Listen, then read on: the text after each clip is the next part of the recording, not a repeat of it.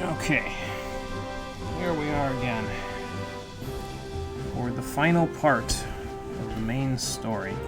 So we'll watch the intro like we always do, and then we'll get started after it's done. Maybe wait a minute after it's done and then we'll get started.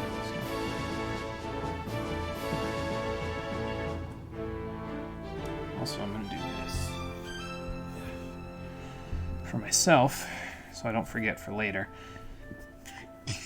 Excuse me. Because I got to do something on the stream later. And if I forget to do that, I will end up doing what I need to do on the stream and have forgotten what I just did. Very simple fix, but it would have made the moment less good, I guess.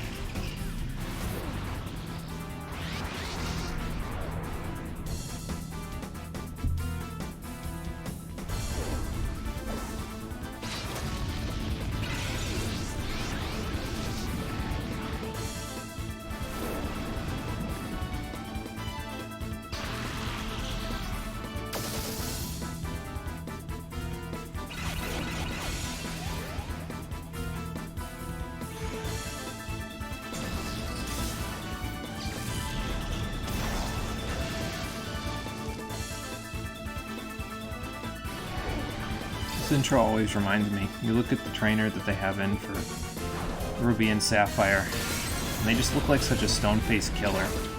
Like, Wes looks intimidating, the main character of Colosseum, but they just look like they're dead inside. Probably because every aspect and detail of their face is quite literally painted onto their model, but you know how that goes. It's the product of its time. I mean, look at the Pokemon. None of them have articulating eyeballs. As far as I'm aware. Maybe Electrode. Electrode has articulating eyeballs because they pop out of its head when it faints, but it might be one of the only ones. So...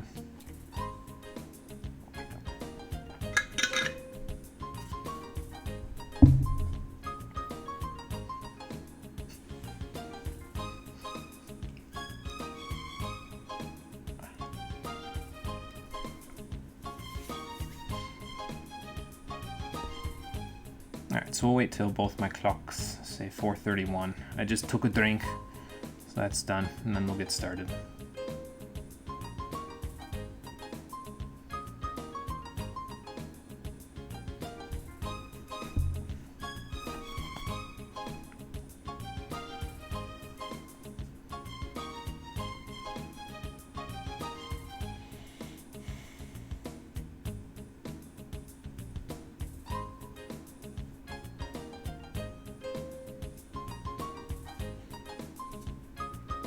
Okay, here we go. Let me do this. I'm just trying to start it up while opening the book, but I'll open the book first. There we go. Alright, off we go. So, only one more TM to get, and we only have to do 2 sets here in the Under Colosseum to get it. And then it's the end game, but as we all know, capturing Pokemon in any capacity is a bit of a radiant behavior. So we could get lucky and this finale could take an hour or an hour and a half because we catch everything on the first go. Or we could get unlucky and this will take 3 hours because every Pokemon decides to give me a hard time. There's only one way to find out. How you doing, everybody? Welcome to the finale of Pokémon Colosseum, the Stream Edition. We'll be getting done with the main story today. But first, we have one more TM to hunt for in our great hunt for TMs before we go finish out the game. And we got Flamethrower, Ice Beam, and Thunderbolt for everybody, plus a Quillfish and Flygon from our Pokecoupon grind before. And now we just need to get Quillfish a halfway decent Poison-type stab move, and we can get one of those. in the Under Colosseum here if we do 2 rounds. So we're going to go do that even though we're a little under-leveled for it, but it shouldn't be a big deal. It'll be about the same difficulty as like when we did Pyrite Colosseum and we were a little under-leveled for it. It should be about that, so we'll be fine. Plusle and Qwilfish work pretty well against this first round from my understanding, especially against Literal Hell, which is round 3 of this round. It's the reason why Plusle still has Thunder. And we'll see what that's all about once we do that. But first, let's actually get into it. And get to that point before we start thinking about Literal Hell. So, off we go. Now you may recall from a little while ago that the Under is where Venus made her domain a while back. And because of that, the Under Colosseum has a lot of Venus fans in it. As a matter of fact, I'm pretty sure almost all of them will talk about how Venus was here, and now she's not, and now they're going to take it out on us because we did that.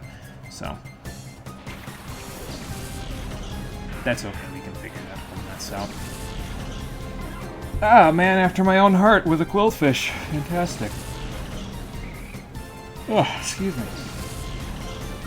So, Plusle, you're at level with this other Qwilfish, so I think we can take care of it. This looks to be a team that uses Rain Dance, so I'm just gonna avoid that problem altogether. I think I want to send in Heracross here, because he can do nice neutral damage to Lombre there. I don't remember what this guy's other Pokemon is. I looked up the list a while ago to see what they had, but evidently I don't remember what it is, so...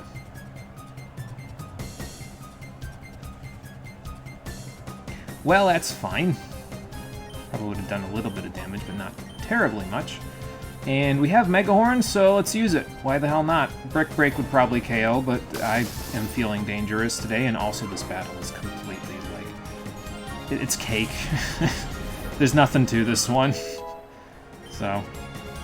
Some of them, though, you gotta be a little careful because they'll use a lot of status ailments on you. They'll start using stuff like Toxic, or they'll use Confuse Ray, Attract, Stun Spore, the whole works, whole 9. And I would rather not deal with that if we can avoid it, so... Blast them! The Lotad line is one of those things where it's a little bit funky because it only has weaknesses to 3 somewhat obscure types. I mean, Flying isn't that obscure of a type, but Poison and Bug, at least at this point, pretty obscure.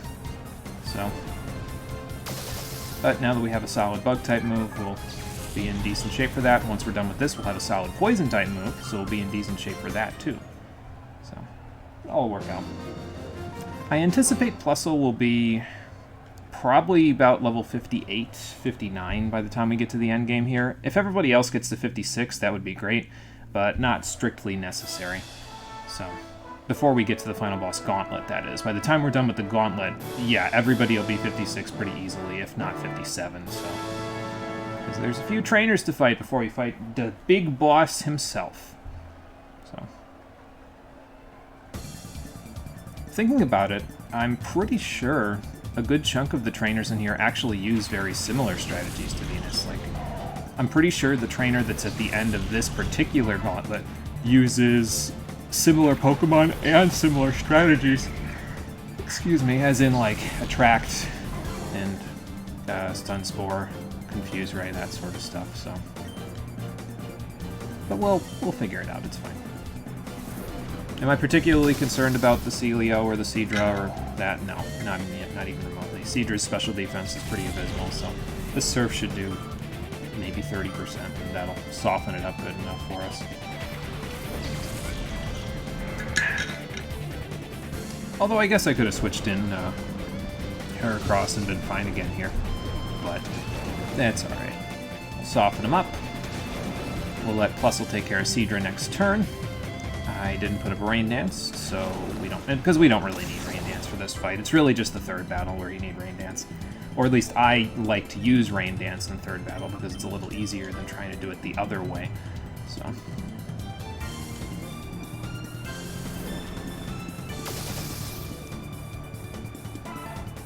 Because the alternative is, well, it would look very similar to the Justy battle that we did, where you just bring in Umbreon and have it use some X specials and use Feint Attack to get around the fact that not only does the person that we're fighting use... oh, that's like 1 HP. Not only does the person that we're fighting use similar strategies to Venus in terms of, like, Toxic and all of that stuff, they also use Double Team. So, that's fun.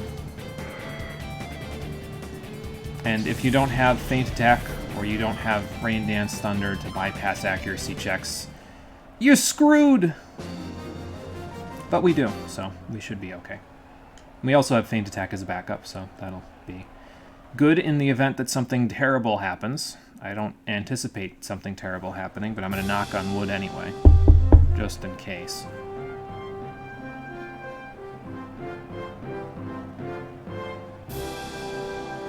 But here we are, welcome to hell.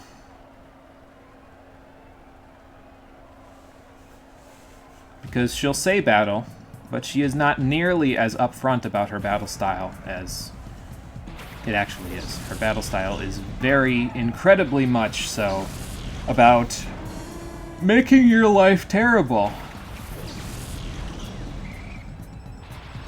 We're just gonna avoid that problem altogether. Can I KO the Noctowl with a Thunderbolt from here? Probably, but I think I'm just gonna do this, honestly. And then set up a Rain Dance, because I'm gonna get rid of the Azumarill next turn with Thunder, so... This should make Noctowl pretty much a sitting, well, owl. I was going to say sitting duck, but that wouldn't be right now, would it? For the remainder of the fight, should make it easier to knock it out and all that stuff, even with the double teams. As long as you have Rain Dance up, like I said before, Thunder just completely bypasses accuracy and evasion checks, so you don't have to worry about it. It's very handy, especially in this game where the AI really likes double team in enough cases to be annoying, and by that I mean more than 0. So, alright, as for the rest... I mean, if we can get an Ice Beam off on Noctowl, I'd be cool with it, but Quillfish doesn't really need to do much for the rest of this fight. Just, once he gets the rain up, it's just Plusle running a train over the rest of the team, so... Except for one of them, if I remember right. There's one that I will want to switch Quillfish out for. And it's right there, actually. So she has a Kirlia that will also use Double Team, but will also do dumb shit like Toxic, and I think it has Flatter or something as well, so... Yeah, really annoying, but we'll fix that. We'll fix their clocks very soon. Hell, I might even be able to knock out Kirlia with a Thunder, because I'm not even worried about Noctowl. We'll be able to knock it out with a Thunder in no time flat, but I will bring Umbreon in just for the little extra experience, because it doesn't get he doesn't get nearly as much experience as Espeon does, because Espeon can just hit harder and has the screens, so... Umbreon also has a weird profile in the Under Colosseum where, like, the shadows look a little weird, but yeah, as I said. Kirlia, not so strong, where I'm actually going to be able to not knock it out with Thunder. It just kind of falls over. So... And there's our third victim right now. Yeah, Plusle runs a train over this first set pretty good. Not a whole lot can resist all of its electric attacks. So, especially not in the rain. Like, that's not... that's nothing to be messed with there. So... Plusle can just shout to the sky, and a big old middle finger can drop on him. But yeah, see, we're already level 57. We were at 55 when we started this gauntlet, so... Good lord. I don't know, I kind of like that profile, though, for Umbreon, where its eye is kind of hidden by the shadows there. It's kind of cool looking. I don't know where the shadow is coming from in this place. It looks pretty well lit to me, but maybe they got a light out somewhere. I don't know. And goodbye. Okay, so now after this, well, one more fight, and then we'll get to the set that I actually care about in terms of the TM that we can win. This set I care about too, but more because of this battle than anything else. I wanted to make sure I was prepared for it, you know. So now that this little bit of hell is over, I am probably going to take Thunder out of Plusle's moveset, and I'm going to give it Protect, so that way it can synergize a little better with Flygon. because pretty soon we're going to be taking Protect off Quillfish, so we won't be able to synergize as well with it. But yeah, after this one, I'll probably just take it off of it. And I will probably also go buy a spare Thunder TM, just in case, because you never know when that'll come in handy. In case I need to, like, take Protect off of it to use Rain Dance Thunder to bypass accuracy checks later. So, which I might. I don't know. We'll probably have enough money to do that later, but it's fine. So how do I want to do this? I think, honestly, I just want to Surf. Because, like, this T-Bolt should either KO or come very close. And if it came very close, Quillfish would finish it up, because these two are pretty slow. And then this Surf will give Kecleon a water type, so then not Quillfish, Plusle can knock it out next turn. That is the weirdest stat distribution you have ever gotten for a level Quillfish, but whatever, I'll take it. Alright, Vileplume. So we'll do Ice Beam next turn on it. We'll let Plusle take care of Kecleon. And then I will be the top Kek. Actually, it probably won't faint from Thunderbolt, because it's got pretty good special defense, all things considered. So... excuse me. Actually, I don't think either of these will faint from whatever I'm going to do. So let's Helping Hand and Ice Beam to get rid of Vileplume, because it's kind of annoying. You can use, like, Stun Spore and stuff. Kecleon's pretty tame. It doesn't really do a whole lot from my experience. This round is especially tame, I find. Wow, that still didn't KO. Holy crap. This round is pretty tame if you have a poison type out, because a lot of the time they just can't toxic you, and that is something that they love to do, so.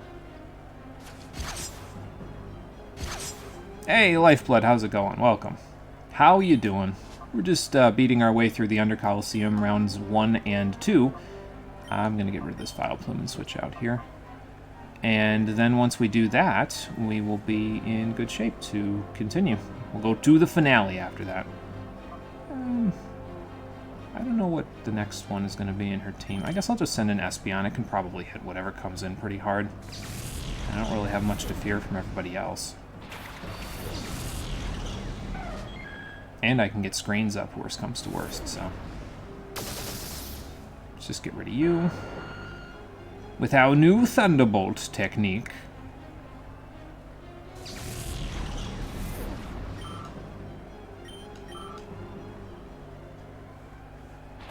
Okay, so Espeon wasn't the best choice. Alright, fair enough. I'll switch for something else then, so I can get rid of the Sharpedo. Although I might just want to put up a, well, no, Plusle's kind of done enough work as it is, and I don't think... No, I'm gonna, you know what I'm gonna do? I'm gonna heal. I probably don't need to, but I'm gonna heal anyway, just to give Plusle a little bit of padding in case Sharpedo decides to double team it with Kecleon. Okay, I'm faster than it, who cares? Never mind. Fuck you. Sharpedo's a bit of a glass cannon. It can hit pretty hard, but, well, we don't have to worry about that now, so... Nice special attack boost for Espeon there. That'll always help. And still going after Plusle, probably because it still has the same type of attack bonus to work with there. Do I want to switch in Umbreon just to get some participation experience? How much do you need to the next level? Oh, way too much. Okay, that's fine. Nah, we'll leave Espeon in. No point at this point switching. I'll just do this and get rid of it. Although Thunderbolt won't be super effective now, but whatever. We should still be able to knock it out. Kecleon, like I said, has a lot of special defense, but it shouldn't be able to withstand both of those. Oh. Noticed after a while thinking that you forgot to bully that one guy, so that is something you have to do. I'll bully him again in the post-game because he'll have some updated team members, I think. So we'll bully him again in the post-game. I actually bullied him in the 8th stream again. Just, I forget why I went back and did that. I think it was to get some, like, special attack EVs or something like that. I forget, but I did bully him in the 8th stream, so we'll go back and bully him again. We'll use these 2 streams to lull him into a false sense of security, and then we'll go bully him again. So, Fine, thanks for asking. I'm doing pretty good, other than the fact that I am still having ear issues, like I had on the previous stream. My ear has been giving me shit because I think it's... I don't know if it's just like an infection or if it's impacted or if it's swimmer's ear or what it is, but it's been ringing like crazy for like 3 days straight, 4 days straight. And it would have driven me insane if I wasn't already there. Okay, so let's save. Flygon and Heracross work a little better in round 2, so we're going to use them instead. I also moved the box around just a little bit to make some space for something in a little while. Although it occurs to me that having a free space in the beginning of the box there is going to mean I'm going to have to move something anyway. But that's fine. Okay, so we want to enter a knockout challenge. We have Flygon and Heracross in front, I think. And then we'll go from there. But yeah, Espeon and Umbreon, at the end of the game here, they don't participate as much. They were carrying us for a little while there, but now the other Pokemon are getting a chance to shine, so they might out-level them just a little bit. It comes back, but, you know.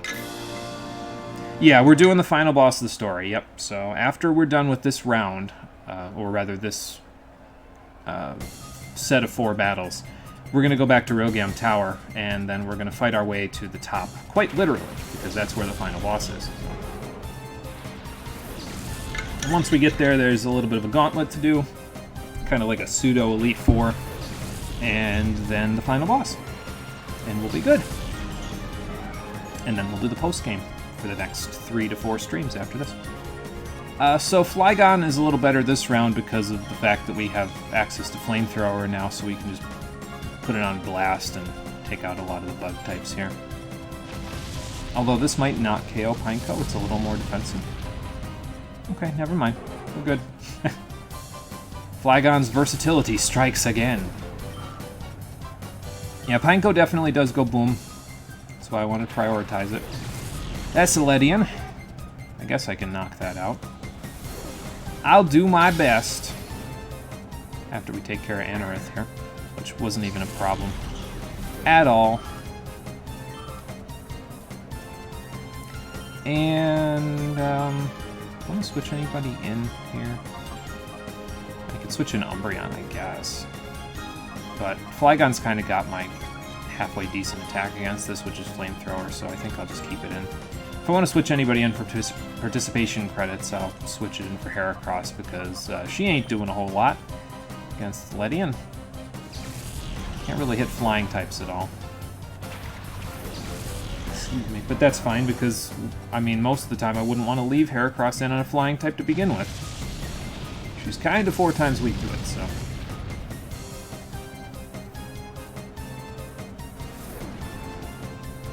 Good, now baton pass to... Oh, wait. You are alone. Secret power should be good. Oh, that's your big strategy. Agility supersonic. Never before in the history of the meta have I seen something so cringe-worthy. No, that's not true. I've played Pokemon Showdown, so I've seen things that are even more cringe-worthy than that. So that's fun. Yeah. I don't think I could do that, Lifeblood. I would drop Ledian like a rock after a little while, because it just doesn't do anything. I mean, it gets decent boosting moves, and it can get Baton Pass, so I guess you could get it there with that, but, like... Yeah, I don't know. It just doesn't do enough for my tastes. Like, I like a good support Pokemon as much as the next guy, but... Usually I prefer when they're able to actually hit things on their own as well, rather than being entirely support. It's one of the reasons why I'm not as huge a fan of Umbreon in this game. I'm using it, but it just doesn't do enough offensively for me to really be like, yeah, okay, I'll keep using it. And some of that is my own doing, because I didn't give it like Toxic or Confuse Ray so I could get residual damage off or anything like that, but I don't know, it just doesn't do enough for my taste. I don't know if this Beautifly is going to live. If it does, I think Heracross should be able to knock it out from wherever it lives from. It lived on 1, so yeah, I'll definitely be able to knock it out. I'm not worried about Floppy, because I'll just use Earthquake next turn, once we get rid of these flying types. Yeah, boosting moves is in literally anyone else who can use Quiver Dance and does not suck, exactly. So just use Venomoth instead. It's way better for the same purpose. I think Venomoth can learn Baton Pass. I think that's one of its niches in the metagame, if I remember right. Even if it isn't, I mean, it can use Quiver Dance and then actually hit pretty hard with it, so, like, you know. How about we try Megahorn out again? I can't get good mileage out of Brick Break against the bug type, but Megahorn I can get mileage out of. Especially when I've knocked them down to half already, so. Goodbye, Fluffy. I probably should have just Brick Breaked whatever's coming in for Fluffy, because it probably would have just fainted anyway. But I'm feeling overzealous. Let's get dangerous, as a certain mascot used to tell me on TV. There we go. And now you can't spam Silver Wind and get 3 special and everything else boosts from it. Like that other Illumise we fought before. Alright. So now, what is Sneasel's grand master plan here? Screech. Well, fair enough. Unfortunately, you don't get a whole lot this generation, Sneasel, that you can actually take advantage of, so I guess Screech is fair.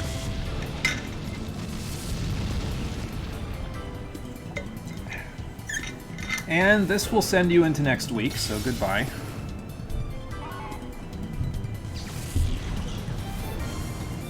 Baton Pass on the Bug Poison 3rd Stage Evolution from Gen 5. Yeah, Scolipede, yeah. That thing is monstrous with Baton Pass because, yeah, it gets speed boosts. I think it has access to Swords Dance, too, if I remember right. So that's a hell of a thing. So...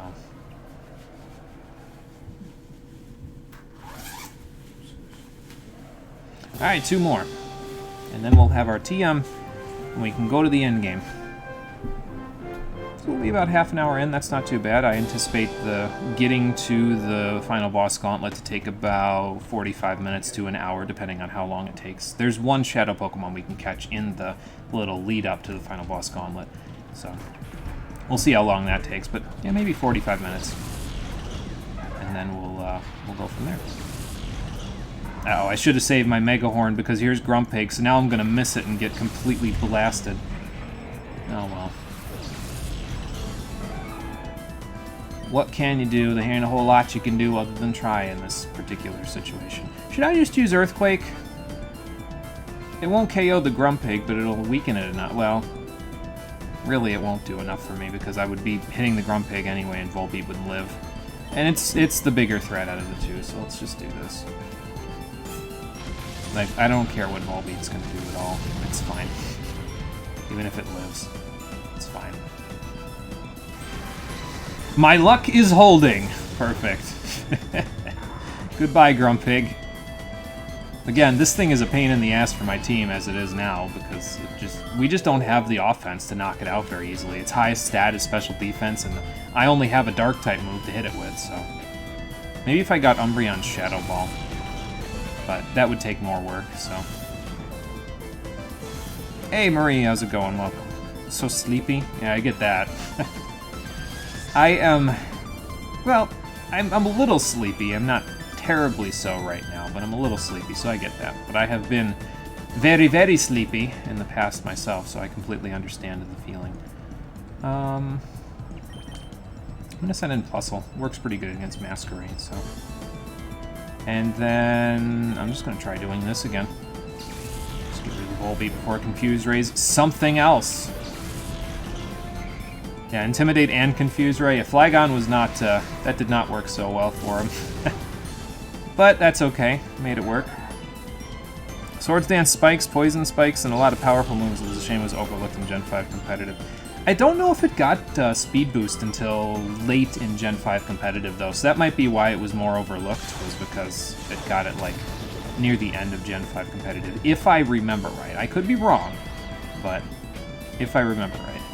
So, alright, so I'm just going to full heal. We can go buy a couple of supplies. I'm not really worried about that. I just would rather Plusle actually get rid of this Masquerade. As for dealing with confusion later on in the game, well, after today's stream, I have a plan for how to deal specifically with confusion in later parts of this game, so... Oh, were they like halfway into Gen 5? Okay, gotcha. See, I didn't play Gen 5 competitive so until like the very end of it, so I didn't really know what happened when. So I couldn't tell you. Do you need anything from Walgreens? Walgreens. Not off the top of my head, no. Okay. So. I was just checking. Okay. We're gonna be home here in about less than 5 minutes. Excuse me. I think for your ears will pick up if we get fired. Okay, sounds good. Well, if it's not free, I'll give them some money for it. But it's probably okay. So it's probably free then. Yeah. If we find it, the only thing you may have to buy for it are those like disposable tips. But Oh, you can buy a big pack that's of them online. yeah. I was for gonna like say that's $10. fine. I can get those pretty easily. So. You can get a big pack on Amazon, I think, for like $10. Okay, sounds good. Didn't care for competitive, just like the Dream World. Fair enough. Shame it died and wasn't replaced by anything half as good. Oh, thank you. Thank you for the bless you. Yeah, I don't know. I never really did anything with the Dream World, so I couldn't really tell you my opinion on it. I mean, the hidden abilities it added were really good. I liked them quite a bit, but, you know. Oh, good, more double team. I should probably bring in Umbreon just to fix that a little bit. You know what, Flygon, let's have you go out and bring in Umbreon because you're already a little bit higher leveled than Heracross is. So let's just do that. We'll get rid of Politoed. Ariados we'll figure out. I can probably KO with with feint attack once. So,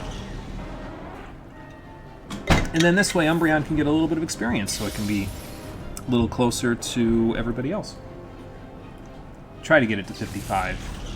Well, we're not going to get it to 55 before we get back to the tower, but again, it might get to 56 by the time we get to the top there. So. And thank you, Lifeblood. In Gen 5, Scolipede did not have Speed Boost, but Swarm, or the bug version of Blaze, which was taken advantage of its substitute Megahorn and Salakberry. Okay, gotcha. Heard about that set. Sounded like you had to outspeed to get low enough off of subbing over and over. Yeah, probably.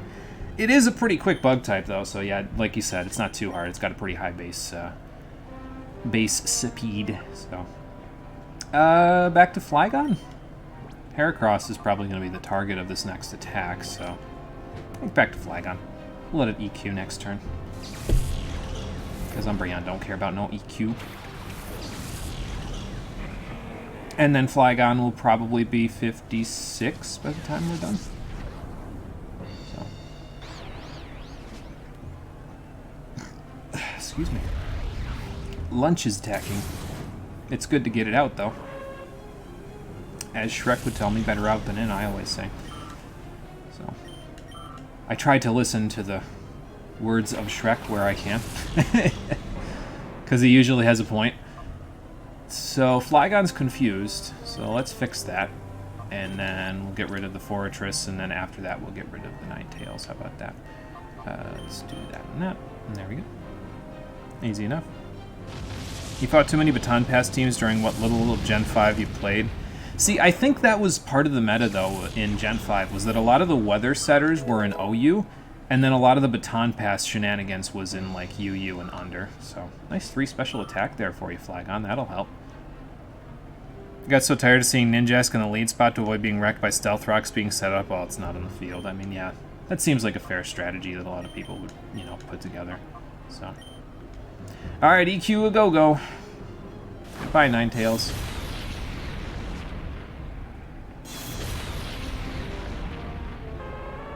And that is that.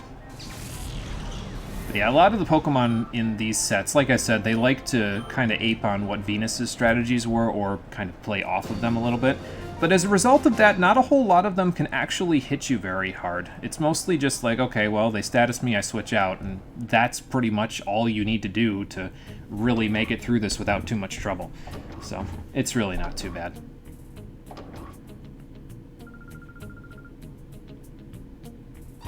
Ninjask with some ability switch crap would be amazing. Oh, just Swords Dance and Baton Pass +2 attack and +1 speed on turn 2. I was so tired of seeing that. Yeah, I get that. That's, it's a very effective strategy. The AI in this game likes to use that in a couple of battles where we fight Ninjask, although it seems to prioritize Double Team over Swords Dance, even if it has it on the same set, so Also, for this next fight, I want Espeon and Quillfish out first, if I remember correctly. A bit of a weird combination, but we'll make it work. I'm probably going to bring Umbreon in so I can get a little closer as well.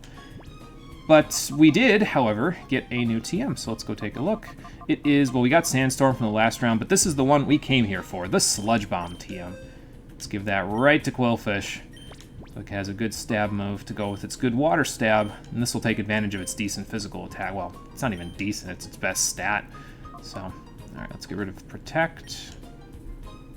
Don't want to get rid of any of the other ones. We kind of can't get most of them back without a significant amount of grinding, if at all. So... I probably should have saved before I did that, just in case I messed up somehow.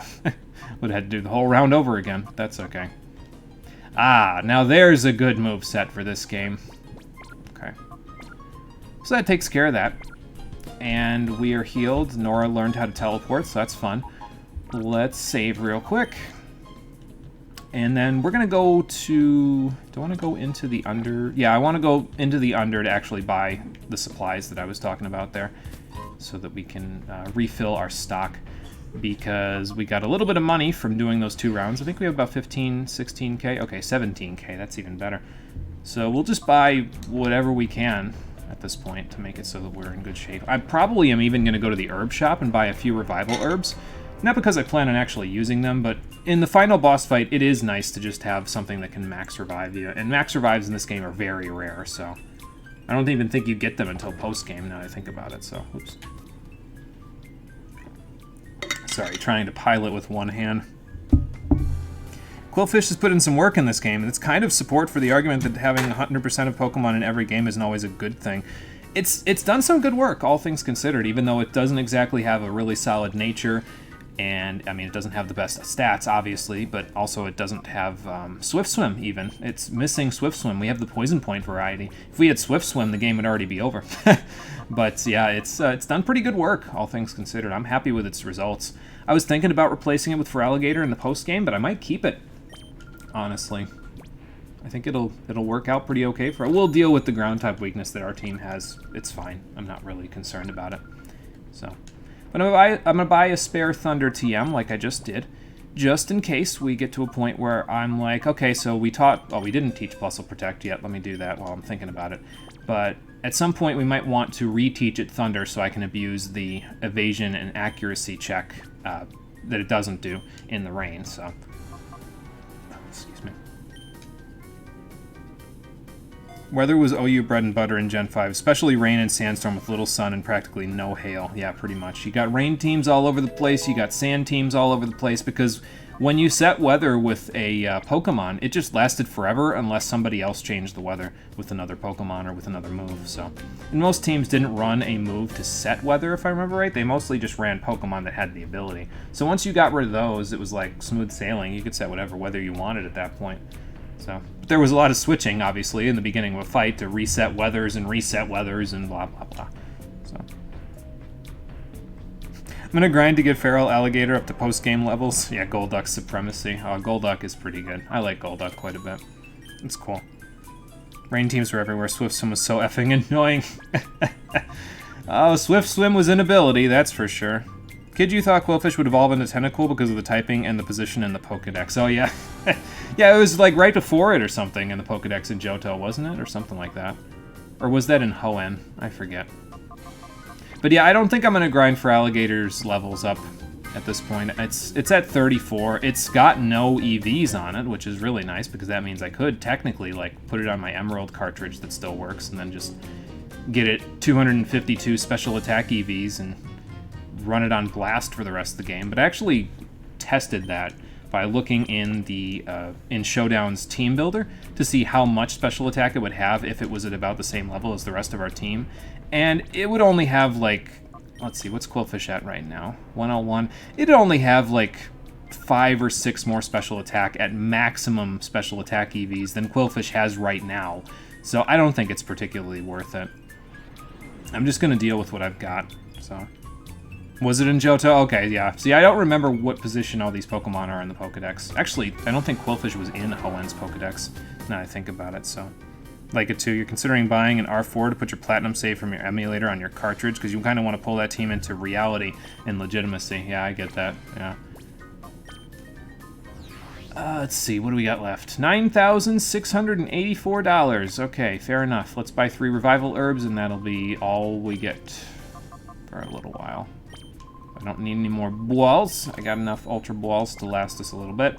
And worst comes to worst, in this final boss gauntlet, it's probably the only other case in this game, depending on how anal retentive the Pokemon are being.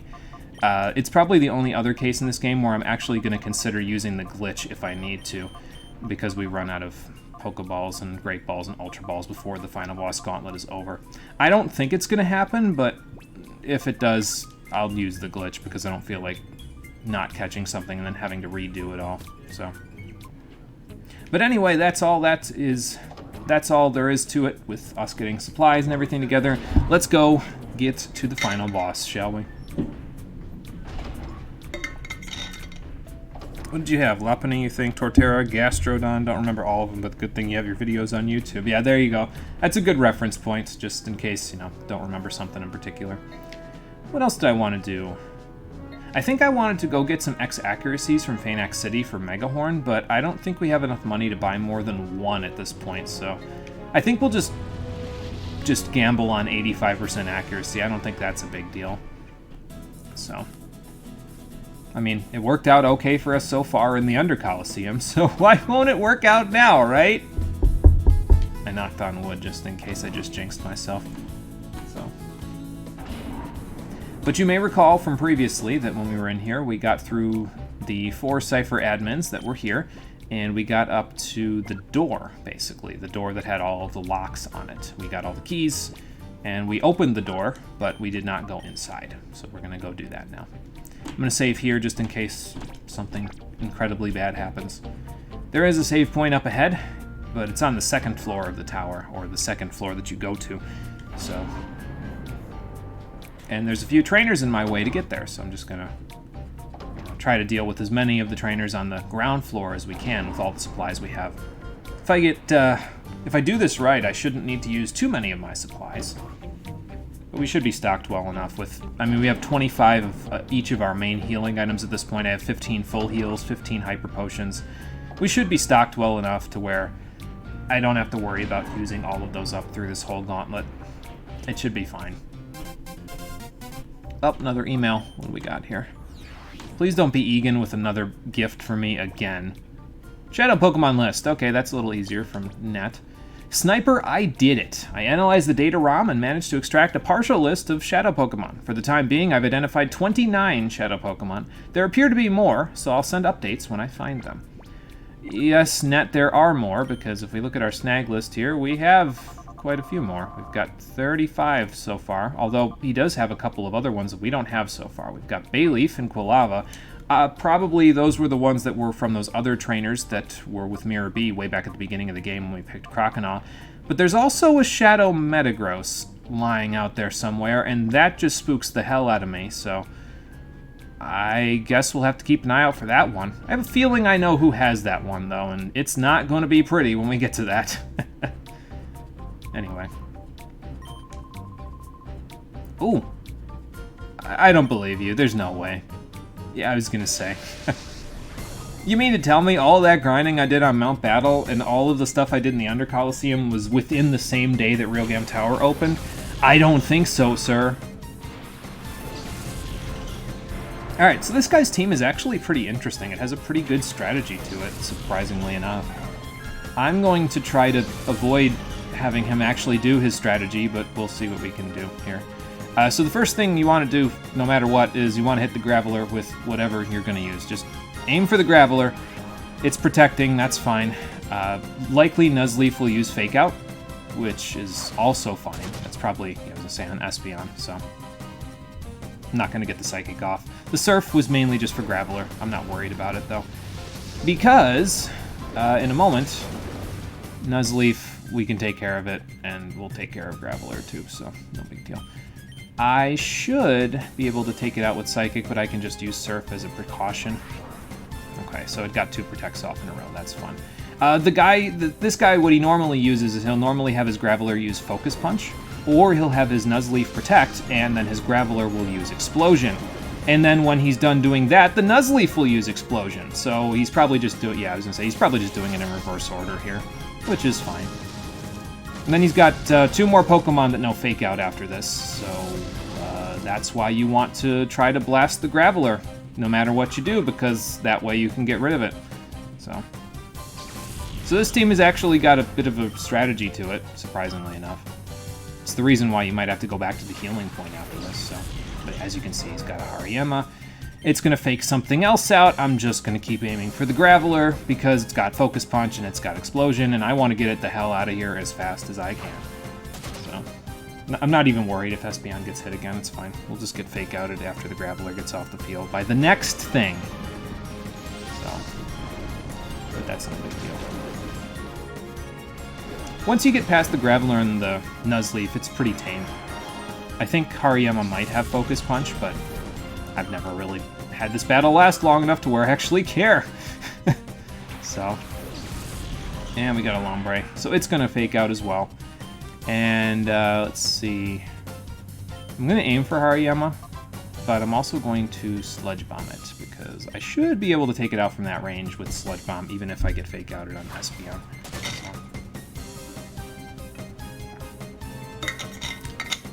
And I could do the sensible thing and, you know, heal, but it's fine. It'll be alright. There we go. Easy enough. Random story. In your first Gen 8 run, you had only 3 Pokemon until, like, the 6th gym, and it was still easy. At the Fire Starter, the local bird, and that 2-stage Grass evolution. You know, I'm not really surprised. Gen 8, in terms of difficulty, at least from my experience, never really seemed like it was particularly hard, so I get that. It's just one of those things, you know, they've kind of been lowering the difficulty with each passing generation. I mean, I guess the difficulty went up a little bit from Gen 6 and Gen 7 because of the fact that they actually EV trained the Elite Four's team members, but it still didn't really pose much of a challenge personally. It was just like, okay, so you EV trained your thing so it can just barely survive one of my moves that is super effective. That's fine, I'll just do it again, you know, whatever. Natalie the Lopunny, Dux the Golduck, Serenity the Mesprit, Shellraiser the Gastrodon, Weasel the Weavile, and Metal Gear the Steelix. Never mind, you benched your starter during that playthrough. It's harsh benching your starter. You always use them, you need to give other Pokemon a chance. Yeah, that's fair. I do that sometimes where I don't use, like if I'm not doing a randomizer run or something like that, I will bench my starter occasionally just to be like, yeah, I'm just gonna use something else for a little bit, you know? No big deal. Alright, so we need a little bit of healing. I probably could have used a Hyper Potion there, but that's more money out of my pocket, so let's just do that. We'll be fine. Excuse me. Because none of the other trainers in this area have nearly the kind of complicated-ass teams that that guy's team was, but, yeah, so we should be okay with this. Sure, why not? Battle the Receptionist. That seems like a good idea. I think if I remember right, there's a total of 10 trainers before the final boss gauntlet here, including the one that's on the 2nd floor, so we will see. Ooh, actually, this team, Umbreon can do some work with this team. Hang on, I know what this person does just from looking at the Pokemon that they have out. I know exactly what they're going to do, and it's going to be a... Watch this, hang on, let's use Snatch. It'll be good, hold on. I don't think I needed Quillfish, though, now that I think about it. Probably Flygon would have been a bit better. I might even switch it in, to be honest, just for the hell of it. Done quite a few Pokemon runs where you've benched your starter. You've used every starter that's pre-Galar multiple times. Yeah, I get that. I mean, eventually it just sort of gets stale, right? Like, when I am playing... See, there you go. So they use Iron Defense, and now I can take that! And this will actually synergize with what I'm about to do, because I'm about to use Earthquake, so now it'll do even less damage to Umbreon. So that's cool.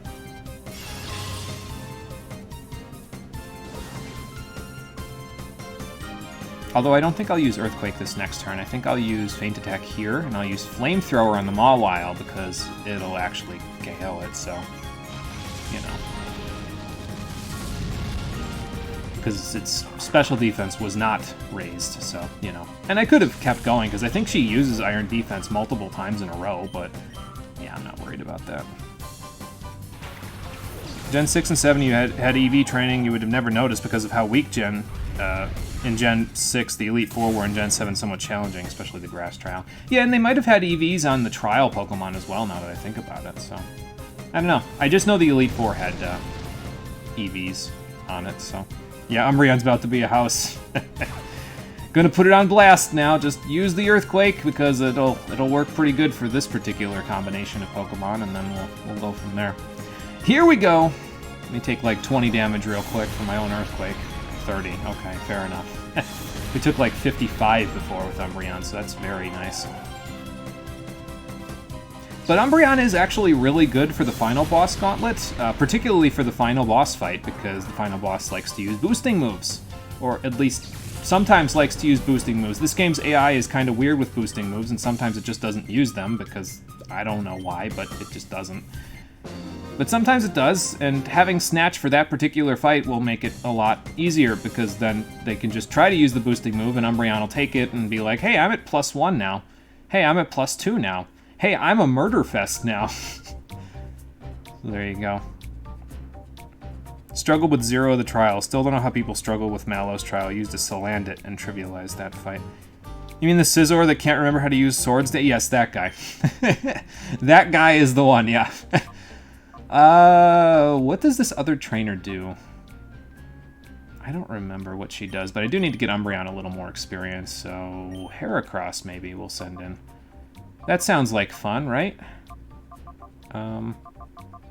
Let's leave Umbreon down here, actually, because then we can switch Heracross, and our team will look exactly how it's supposed to look.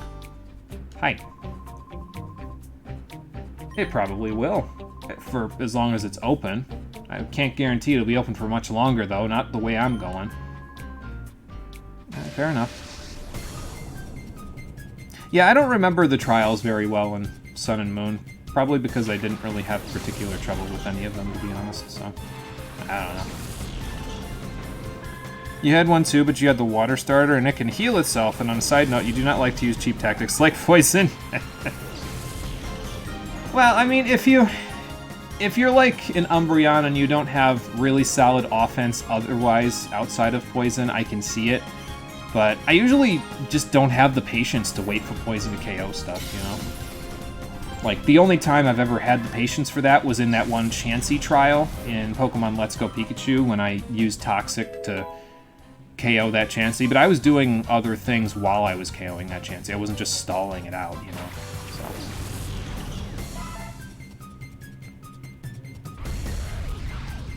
Yeah, it's a good supplement to damage, I would agree with that. So. It's just one of those things, it's a matter of preference. If you don't like using it, then that's fair. Me personally, I prefer Paralysis. That's probably my favorite status in the series. Quickly followed thereafter by Burn, and then Sleep. So, but yeah, those are my two big ones that I use all the time. You will see Paralysis and Burn in basically every Pokemon playthrough that I do, as long as I have access to Will-O-Wisp. If I don't have access to Will-O-Wisp, it'll mainly be Paralysis. If I do have access to Will-O-Wisp, get ready, because things are getting burned. So, that's it for Alligator. My past is coming back to haunt me. So. Okay, there goes Seadra. Easy enough. Like I said, its special defense is pretty pitiful, so. And I could switch in Plusle, but I think a combination attack here should be enough. So. Turns a 2-turn kill, maybe, into a 2-turn kill, absolutely. It's true. That's why I use Leech Seed, though, too. Like, I like using Leech Seed in some cases. It's probably my third favorite status, quote-unquote, because not only does it turn a maybe 2-hit KO into a definite 2-hit KO, I also get HP back for it, so... I like using Leech Seed when I have a Grass type. It's a nice little supplement to damage, and it gives you some HP back, so... I'm pretty good with that. Wish Freeze was more viable. Has the lowest chance of ever kicking in. Yeah, that's true. Now put +2 speed and Solar Blade, and it just killed all the things you had. That could be a bit of a problem. It was also level 39. Oh, yeah. That's true, too.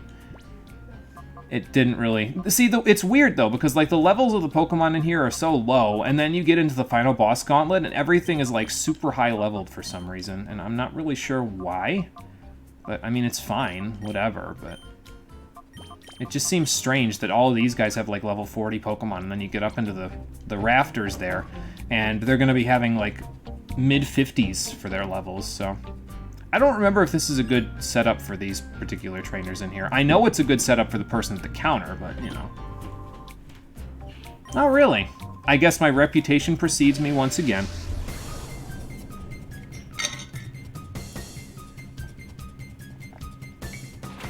Oh, you toxic the Nuzlocke killer Necrozma because of how strong it was? Did I ever fight Necrozma? I don't think I ever fought Necrozma in any of my... I think I only played Sun or Moon, one or the other, but I don't think I only played them through once, so I don't think I ever got to actually fight Necrozma, now that I think about it. This was a bad decision, also, because we have a Quagsire and a Sandslash. Well, actually, a Helping Hand boosted Surf will probably take out the Sandslash. Quagsire I'll have to deal with later, but...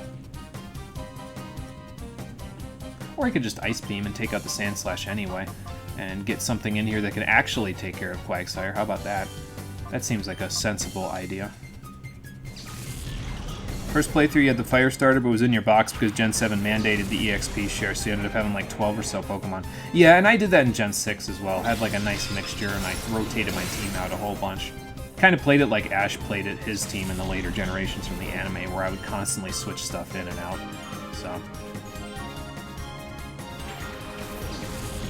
Ultra Necrozma, your Primarina could tank a Photon Geyser, so you just heal stalled it out of its strongest move. Fair enough, I mean, if that works for you, then it works, you know.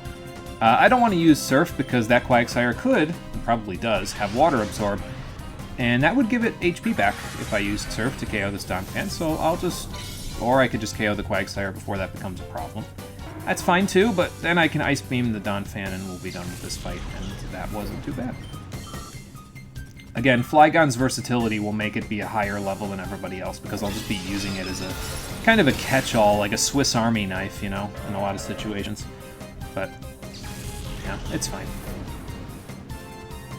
Apparently Zoroark breaks Ultra Necrozma because its AI prioritizes Photon Geyser, giving you enough time to kill it with the Dark Sea move and a few other attacks. Oh, really? Interesting. So I would guess that Photon Geyser is like, is it Psychic, or I don't know what the typing is there. Like, after like Gen 5, most of my Pokemon knowledge is pretty hazy, unless it's Let's Go Pikachu and Eevee. So... Alright, we want Espeon and Umbreon out for this next one, and I think I'm going to Freshwater Espeon as well. And then we'll wrap back around and we'll go to the other room, and then we'll go upstairs. There we go. Oh, it is Psychic. Okay, gotcha. The eye can't cheat and see through illusion. Oh, okay. Huh. Interesting. Sir, you have a lot of slot machines here. Do you sell coins? By any chance? No, can't say I do. Oh. Were you maybe a shopkeeper in Phanex City and you moved over here for a new job? What the? It's Bluno again. He's the guy that we caught the Shadow Croconaw from, yeah. And now he only has 2 Pokemon, and he is but a lowly grunt at the foot of Realgam Tower. So we'll just take him out, and we'll be good to go. It's pretty strong enough to justify only having 5 power points. Okay, gotcha. I mean, it's called Photon Geyser, and it's coming from an Ultra Necrozma, like, you know. If it's its signature move, then yeah, it would probably have to be pretty damn powerful. So. Alright, the Muck will probably get KO'd. How about we taunt the Grumpig so I can Helping Hand Feint attack it next turn and it can Feint. Although Secret Power might do about the same amount of damage, too, now that I think about it. With a Helping Hand boost. Because of Grumpig's lower defense, so. I don't know, I'll figure it out. No Confuse Ray for you! Okay, he didn't even use Confuse Ray. Fair enough. He's using Shadow Ball off of his base, like, 40 attack power. Okay. Alright, you do you, Grumpig.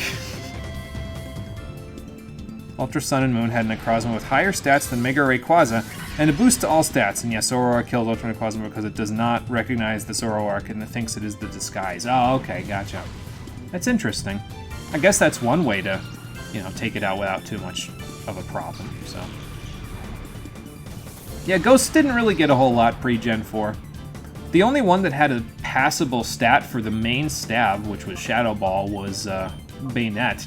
And even then, most of Bayonet's other stats are so bad that it just doesn't really get a whole lot of good out of it. You kind of can't use it because, I mean, there's no way to really boost its speed unless you Baton Pass or something, so. Oh, Ultra Necrozma's level 70 and you're like the level 60 something. Okay, gotcha. Yeah, that would make it a little bit tricky, yeah. Especially since you can catch a Zoroark wild in the first town, so it's likely someone had a Zoroark. Yeah, that would help. I don't know, I like Zorua and Zoroark, but I don't think we're gonna get to use them, unfortunately. It's, oh, he just disappeared. Okay, fair enough. It's tough because my Gen 5 teams have a lot of Pokemon in them that I really like, but, yeah, oftentimes it's just a case of... It's almost like 5-move syndrome, like where a Pokemon wants to have 5 moves for its moveset to be, like, perfect. But, I mean, obviously you can't have it have 5 moves. That wouldn't make any sense because it's only got 4. So, you end up having to make a bit of a compromise. I'm going to leave Espeon and Umbreon in for this next guy. Again, I don't know if they're good against his team, but it's okay. So, Colosseum battles. Or that works too. Yeah, Espeon's naive, so, I mean, I'm okay with it, to be honest. It's a pretty... Having a plus speed nature in this game is not too bad. It gives it some pretty solid, a solid advantage over a lot of other Pokemon, so... I did erase that guy. I messed him up, that's for sure. And, this person's not going to be too far behind by the looks of it. Yeah, not bad, not good either. If I'm not really hunting for a particular nature, I'll take it, you know what I mean? It's just... The only time when I kind of am like, okay, I don't know about that one with natures in a playthrough is when it's like, okay, well, I wanted to use a Pokemon with having specific attacks. So like, let's say for Alligator, I wanted for Alligator to use mainly special attacks, maybe with one physical attack in its moveset to take advantage of it. And it had a Jolly nature, which reduces its... special attack, which makes it kind of hard to use its special attack. So I said, okay, well, that could be a bit of a problem. So, used to breed Zorua. Okay, gotcha. Yeah, so you have a bit of expertise on them. Your first Braviary was Lonely, which is plus attack minus defense, but it also had Reckless. Yeah, that would do it. Yeah.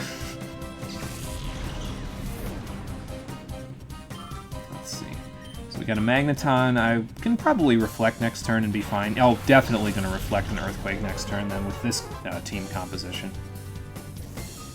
I would guess he's about to use Zap Cannon on me, but I don't think he's going to get the chance, so... Yeah, sacrifice the defense that it didn't want or need, and it gets more physical attack. It's like, yep, there you go. That will definitely do it. Freedom Eagle OP. Just fly directly into everything, screeching America. Weird to think a psychic is naive considering the whole being psychic thing. Yeah. That's a little bit strange, I guess. Nobody ever said these ability or natures need to make sense, I suppose, but you know. Maybe it just is naive about what other people do, you know? Like, it knows how to manipulate its psychic powers to manipulate the air or the mind or whatever, but then when it's looking into what other people do, it's like, what do you mean? I don't know. I'm just spitballing. Let's use another Lemonade, even though I don't think I'm going to use Espeon and Umbreon on any of the trainers for the rest of the tower now that I think about it. Or no, actually, I should be able to use them again. Not against the next trainer, but against the trainer after that, so. And then Quillfish, how close are you to 56? Oh, not too far. Okay. I might even switch you in at some point here. I might, as a matter of fact, I might do this. Because then that way you can get yourself to 56. Heracross can get closer, because, yeah, she's got a little bit of a ways to go. Plusle being 57 is fine. And then we'll go from there, so. Excuse me. You can be psychic and be a little kid, right? I guess it's just weird to think. Yeah, I mean, that's fair. I see where you're coming from. So, nice fancy plated Sudowoodo statues they got here.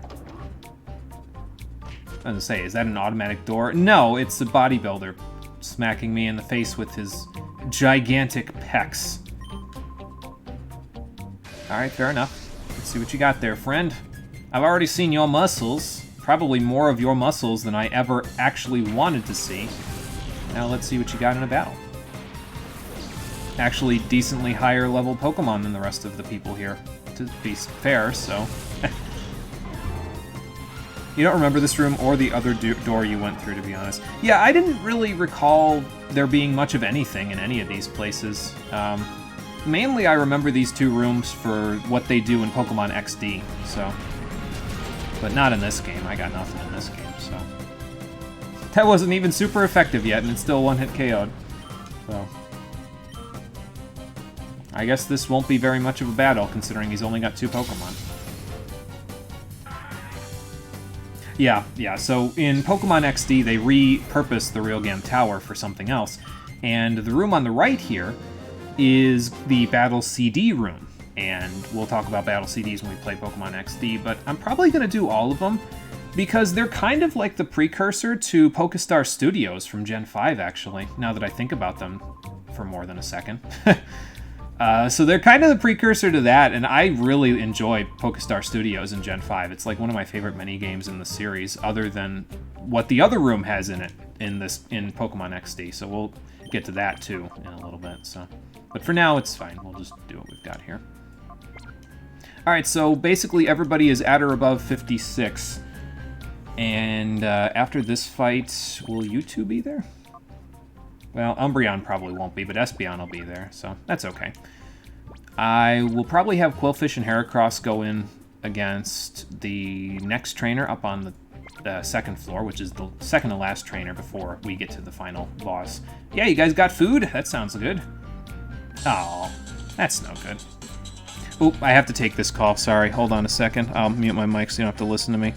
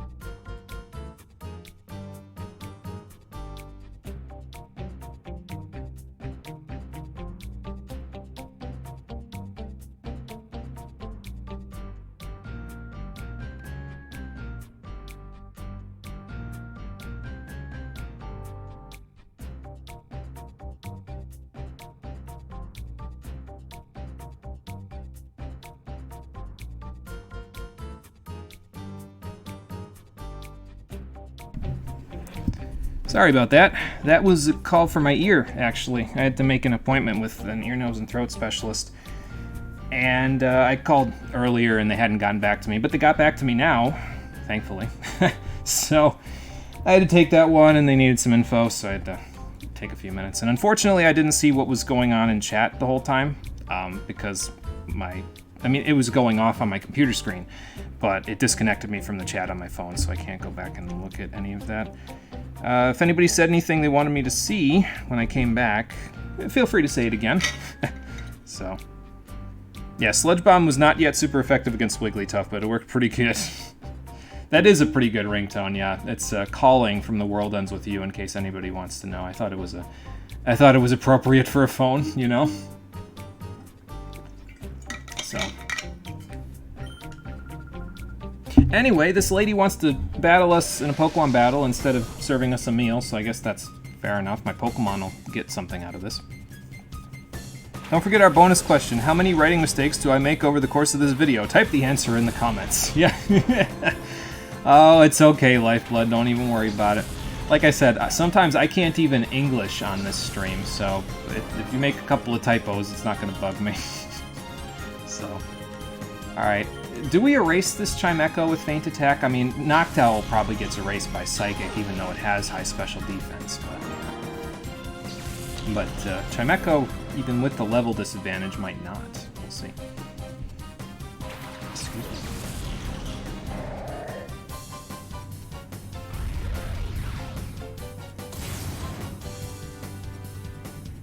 Yes, it does. Okay, cool. Fair enough. So let me see. There's 1, 2 more trainers on the second floor, and then... So we only have, like, a few more battles. Just a small handful of battles for the remainder of the game, and then we're done, now I think about it. And granted, it's going to take a little while to do all of those battles, but, well, we'll figure it all out. It's fine. Alright. So that takes care of Swalot. We got a Cradily to take care of. I'll just taunt it because Cradily does literally nothing except use status moves most of the time. So, I guess I could have used Snatch too, but yeah.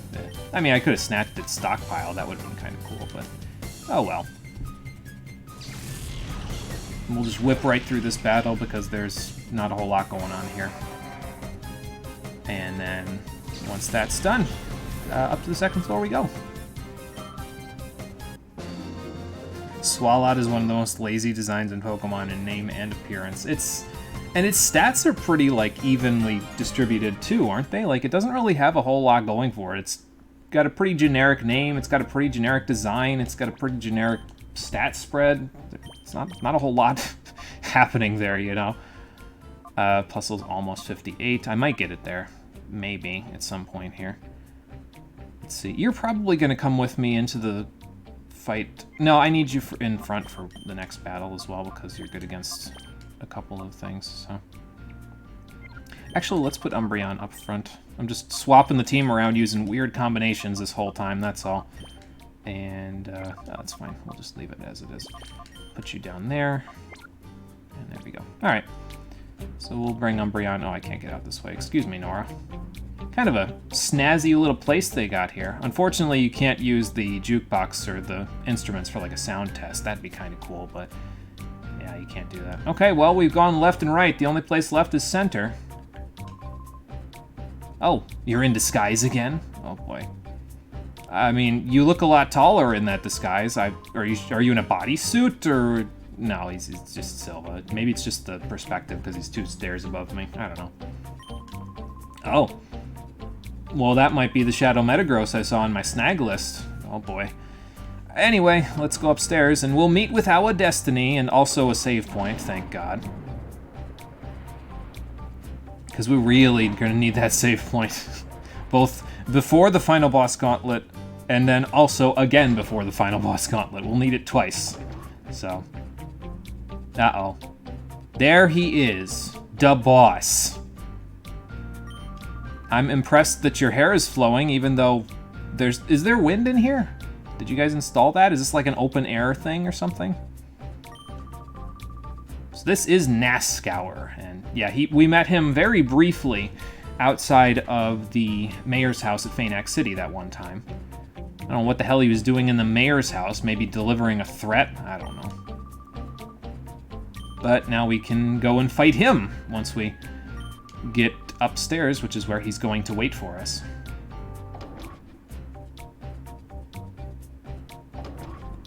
His design is so funky looking. Looks like a Final Fantasy villain. We do have to chase him, Nora, but before we do that, I want to make sure we're nice and prepared before we chase him, because, well, who knows what he's got waiting for us up there, but he sounded pretty cocky, so I would imagine he's got something cooking up for us there. So let's use this first. After we beat this guy. And then once we do that, we'll head up to meet our destiny. The boss is a knockoff Sephiroth? Something like that, yeah. He's a bit of a strange design choice for a Pokemon game, because, yeah, like I said, he looks more like a Final Fantasy character than he does a Pokemon character, all things considered. Could you, like, give me more than 0 experience, sir? I would appreciate that out of this battle. I'm just going to feint attack the Shogun. We'll be able to take it out next turn with these two. It's fine.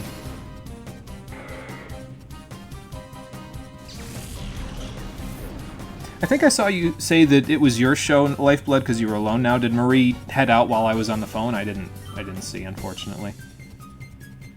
Freeze, I should say, is Marie. So. No, almost knocked him out there, Umbreon. That's not too bad. Your special attack is getting pretty good, all things considered.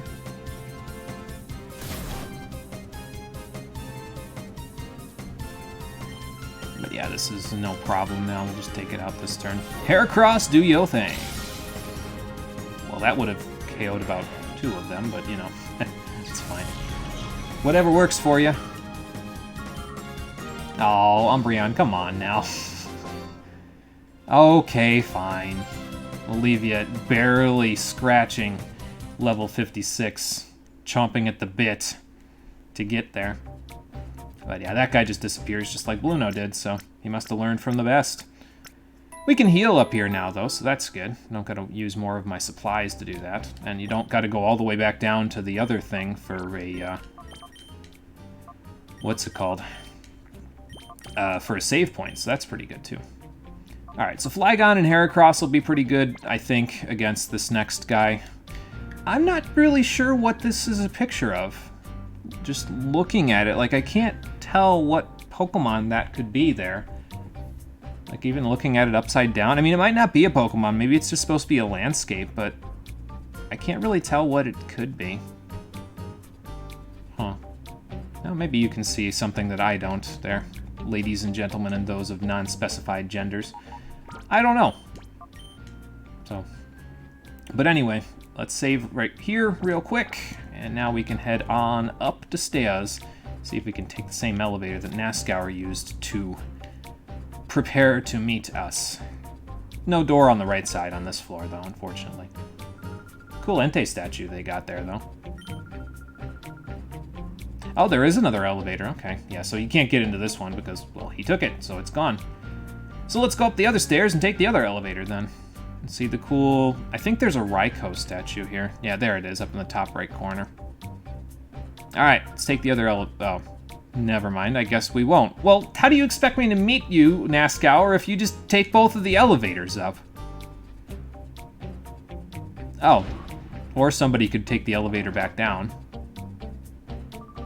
Oh, hey, old boss, what are you doing here? How could I forget a face like that? It's a face only a mother could love. Yeah, it's Team Snag'em's boss. Gonzap. Our old boss, and not really our nemesis now, but he's just kind of there. She did, yeah. Really, Nora? What do you mean? Like, you would... Of course they would employ these people. How do you think they snagged the Shadow Pokemon? But, yeah, so Cypher gave Team Snag'em the Snag Machines, and in exchange for stealing people's Pokemon to turn them into Shadow Pokemon, they employed them and gave them a bunch of money. So that's just great. Nora, Come on now. Of course it is. What do you mean? How did you not know this at this point? We've been dealing with their shenanigans for almost 40 hours here. Yeah, 2 level 40s in this place? What is such a wuss doing here? I don't know. Talk about my show, you can let yourself be surprised when you upload to YouTube. Alright, sounds good. Hey, Murray, welcome back. Gotcha. So sick of clothing. Need to return about half of what you bought from Amazon. Same sizes means no. Oh my god, that's terrible. Like, come on now. You'd think that if it was the right size, it would actually fit, you know what I mean? But I guess each clothing company kind of has their own idea of what a medium, small, and large and all that stuff is, so... Alright, boss. Well, I hate to break it to you, but I was already pretty strong when I left the hideout, and now I'm even stronger. Let's see what you've got. Yeah, it is fucking stupid. Like, you'd think, okay, it's a large, so it has to be a particular number of inches or centimeters or whatever have you in order for it to qualify as a large, and if it's not that, well, it's not a large. But, I don't know. It's something. I don't understand. Okay, so Gonzap actually has decently leveled Pokemon. He has a Shiftry, he has a Hariyama. I don't want to do too much to the Hariyama because I don't want to get Guts activated by paralyzing it or something, and it's probably a thick fat, so... I guess I'll just Earthquake. I'm probably going to KO the Shiftry with Brick Break anyway, but this will soften it up a little bit. Soften it up a lot. Don't mess with him, though, because he's got some pretty solid moves at his disposal. I think his Hariyama mainly is like the weakest link on his team, though, because it pretty much just uses Arm Thrust repeatedly, but the rest of his Pokemon have some pretty powerful moves, and some decent coverage moves, too. So... he might look like a cakewalk, but don't underestimate him. He can do a number on you, that's for sure. Oh, Brick Break. Okay, that's fine. It'll do some damage, but... eh. At this rate, you're getting back $250 off a return. Oh my god. I mean, I guess it's $250, but, like, come on now. You'd think that the stuff would just fit, you know, so that way you don't have to even worry about it or do it the second time. This day and age, nothing works, especially on Amazon. Just want gender-affirming clothes. Why is this so hard? I don't know. I couldn't tell you. It's just, I don't know, it's ridiculous that stuff would be that bad about being the proper size, you know? It's so odd. Well, even though I've been blasting Heracross with Earthquake a couple of times here, we're still doing pretty good on the HP. Definitely get rid of this Crawdaunt, though, because it knows Aerial Ace, and that would 110% KO Heracross in one hit. Crawdaunt's got, like, base 130 attack. It's not something you want to be messing around with. That is a fantastic level right there, actually. Get no special attack because we don't need it and go from there. So he's got a Pinsir, and he's also got a Skarmory. And the Shadow Pokemon of the day is Skarmory, so that's cool.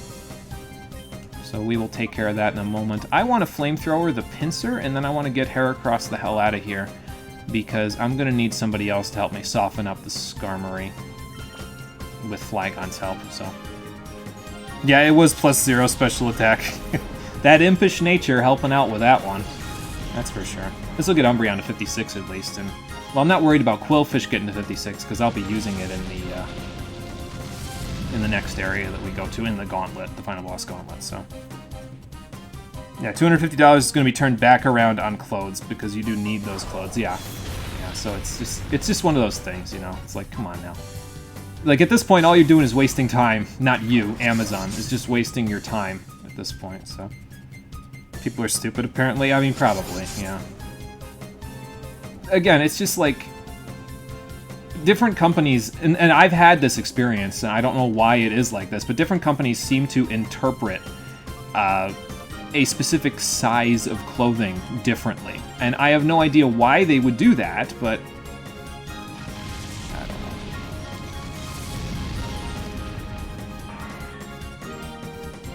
Like, for me, when I buy clothes from certain places, I have to buy a large, but certain places I have to buy an extra large because it's just not long enough for me. So, I don't know. It's weird. Oh, 3 attack there. That'll be helpful for Secret Power.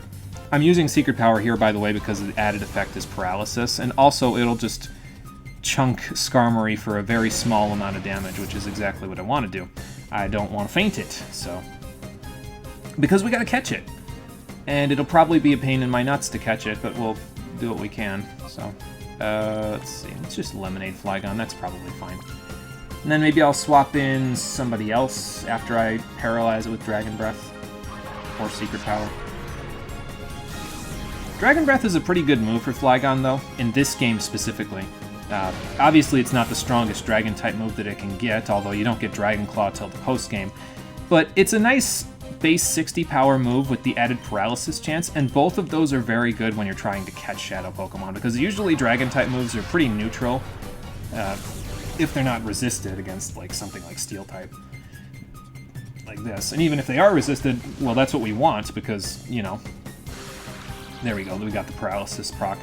We want it to be resisted or neutral here, because we don't want to accidentally KO this thing, so, yeah. Yeah, it was the flying wall of OU for a long time now. Yeah, it's definitely got that going for it. That base, I think 140 defense for it is pretty solid, all things considered. So. The sleeves and the blouses are too short, 2 of the skirts don't fit despite being 2XL, this is discouraging. It depends with buying in person, though. I mean, buying in person, you can get the stuff measured properly and stuff like that, but it's tricky for Marie specifically. If she feels like explaining, I'll let her explain, but it's tricky for Marie specifically to buy stuff in person. So, yeah, and that's the thing, is it's plus-size clothing, so. I think if I remember right, the Skarmory is a little bit tricky to catch. But I'm going to try to just weaken it on the turns when... Like, I'll just use Secret Power over and over again to just weaken it with not very effective attacks, so... And heal Flygon while I'm at it. Hell, if it's being particularly anal, I might even switch to Timer Balls, because I think it's been a few turns at this point. So, we'll see. I don't want to use up too many of my Ultra Balls, if I can afford not to. If I can afford to just get away with using maybe, like, 5, that would be great, but I don't know.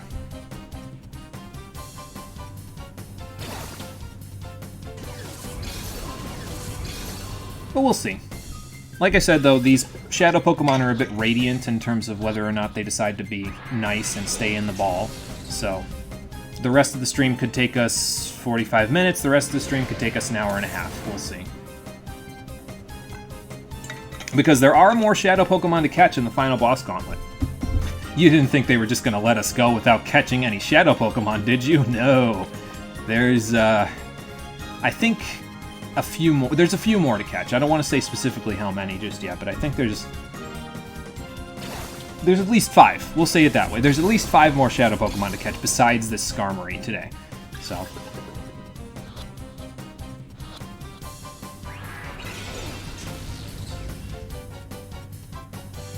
Yeah, and the other thing, exactly. We're still going to be doing stuff in post-game because I still have to purify more stuff, so. So we've got work to do. We can't get away with not doing it at this point. Alright, so I think what I'll do is I'll use one more Secret Power, and then after that it's pretty much just tossing Ultra Balls and Timer Balls as we go. I want to save a few Timer Balls, though, because we'll probably need them for the final boss gauntlet, but if we use a couple of them here, I guess I'm not too concerned.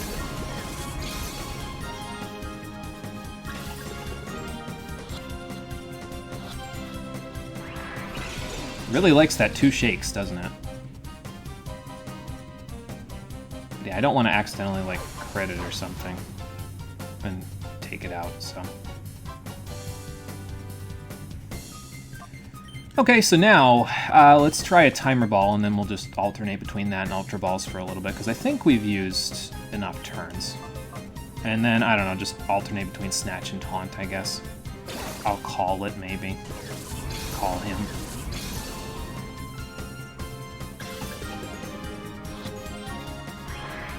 Definitely doesn't like the Timer Balls.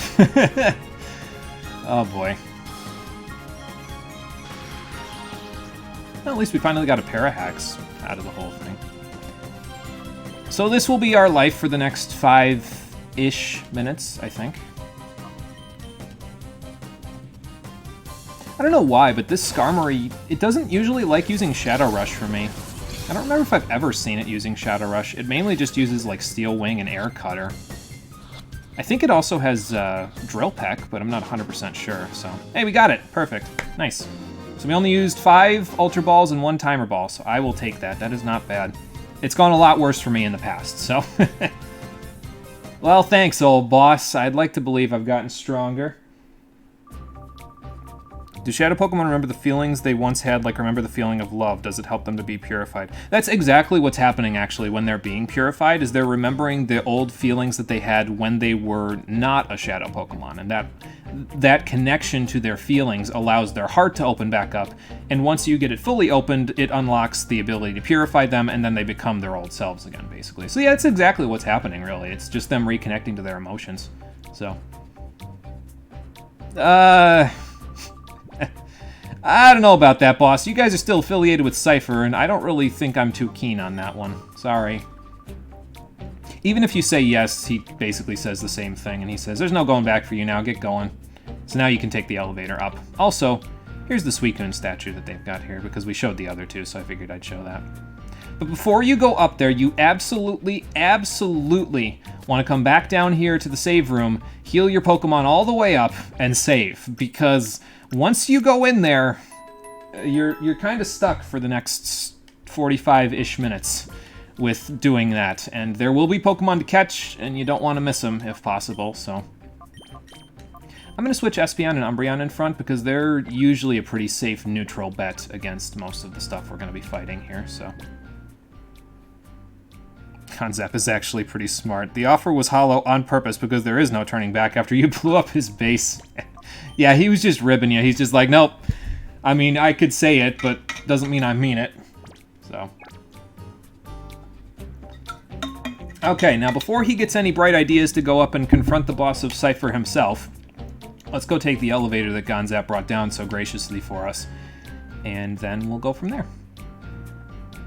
It's kind of funny, though, because if he hadn't been here to take the elevator down for us, and I don't know where he just went, probably back to the hideout or some shit, but if he hadn't brought it down for us here, Nascour basically would have won because we could never actually get up there to confront him, so I'm sure eventually he would have sent an elevator down, but, you know, who knows how long that could have taken. They could have made even more preparations. But we don't want them to do that. Instead of that, let's head up and meet with our destiny.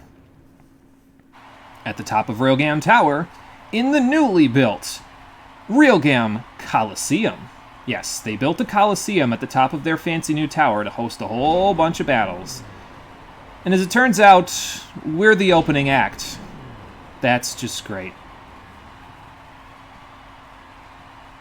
Yeah, it's a character test, yes, exactly, to see if we have the mettle to go confront Nascour. So, I hate it when they give you a hollow choice. It's just a matter of, in this particular case, I think it's not too bad because it kind of shows Gonzap saying, well, okay, I know you're better than me, and I know you're better than Team Snag'em at this point, but are you committed to your cause? You know what I mean? So, and I mean, you could just be a jackass and be like, yeah, I'll rejoin you. But he's like, no, you have to be committed. There's no choice. So, well, I had to heal my Pokemon. He kind of gave me not a run for my money, but he did a little bit of damage to me. Uh-huh. Do you have those debts in writing? Because unless I signed off on them, I don't think I owe you anything. Yeah, alright. Then let's entertain some folks, shall we?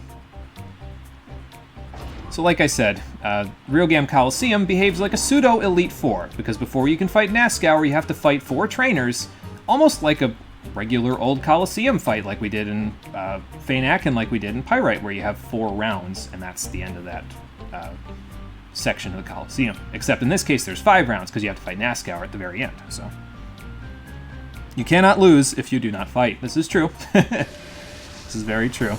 Which although they clearly planned on winning and sweeping all of this under the rug. Realgam Tower has a restaurant and entertainment and everything. Yeah, they definitely were like, no, we're definitely going to win. There's no friggin' way. So, but, well, didn't exactly work out for them.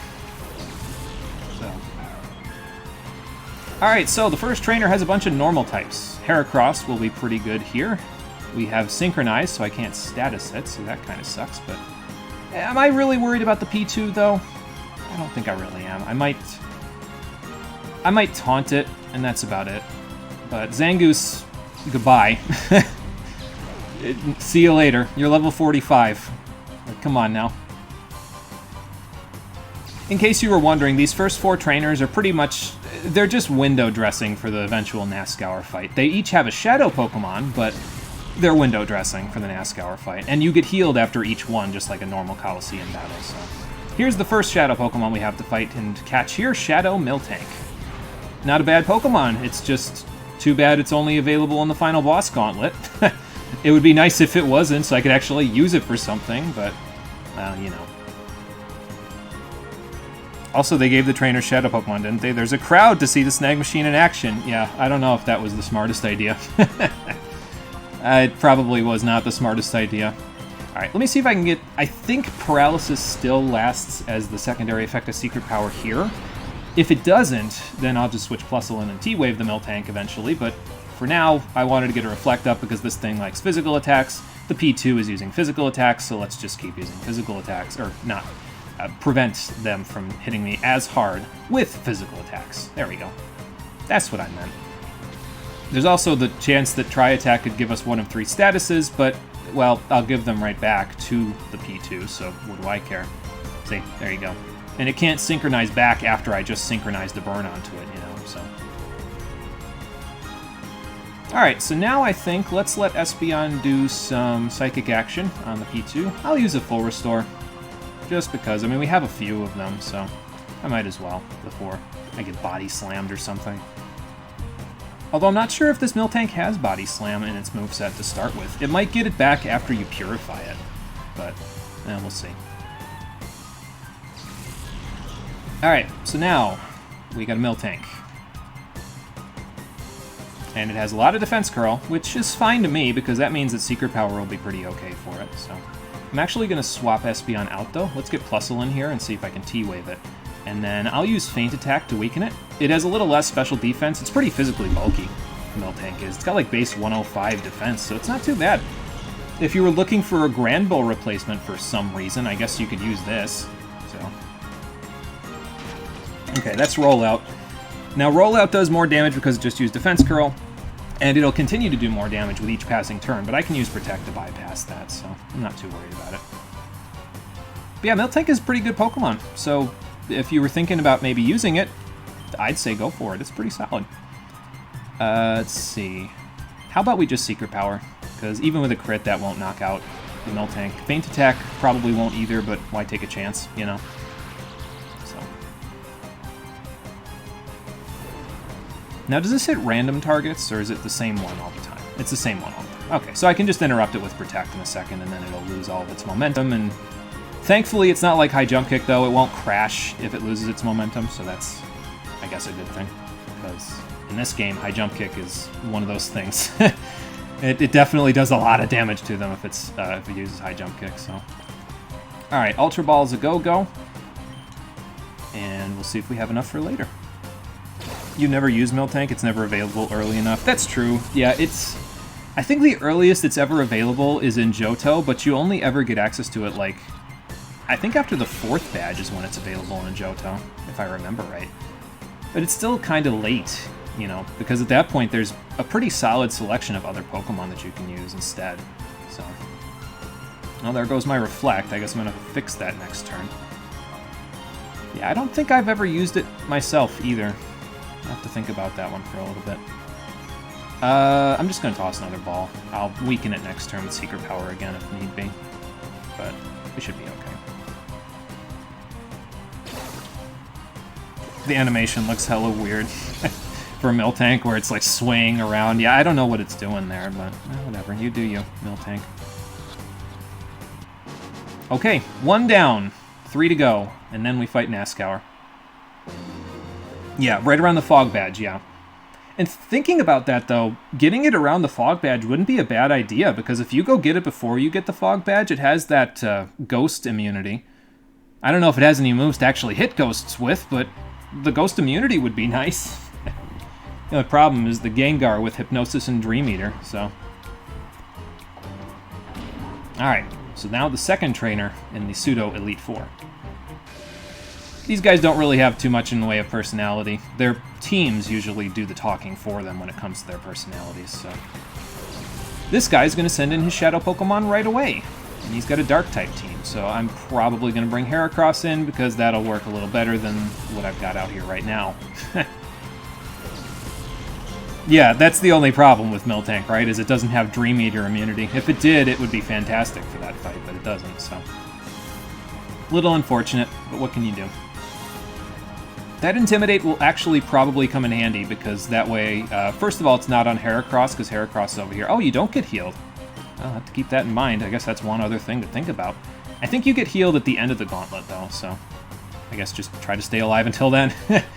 But I... Actually, no. You know what I want to do is I want to use Snatch, because the Absol here can use Swords Dance to augment its physical attack, and then its Shadow Rushes will deal insane damage. So I'm going to Snatch that and make it so it doesn't do that. You give me that right now. Don't even think about it, Absol. And I'll probably taunt it next turn, but now I'm at +1 attack, so that'll help a little bit with helping Heracross take out his other Pokemon.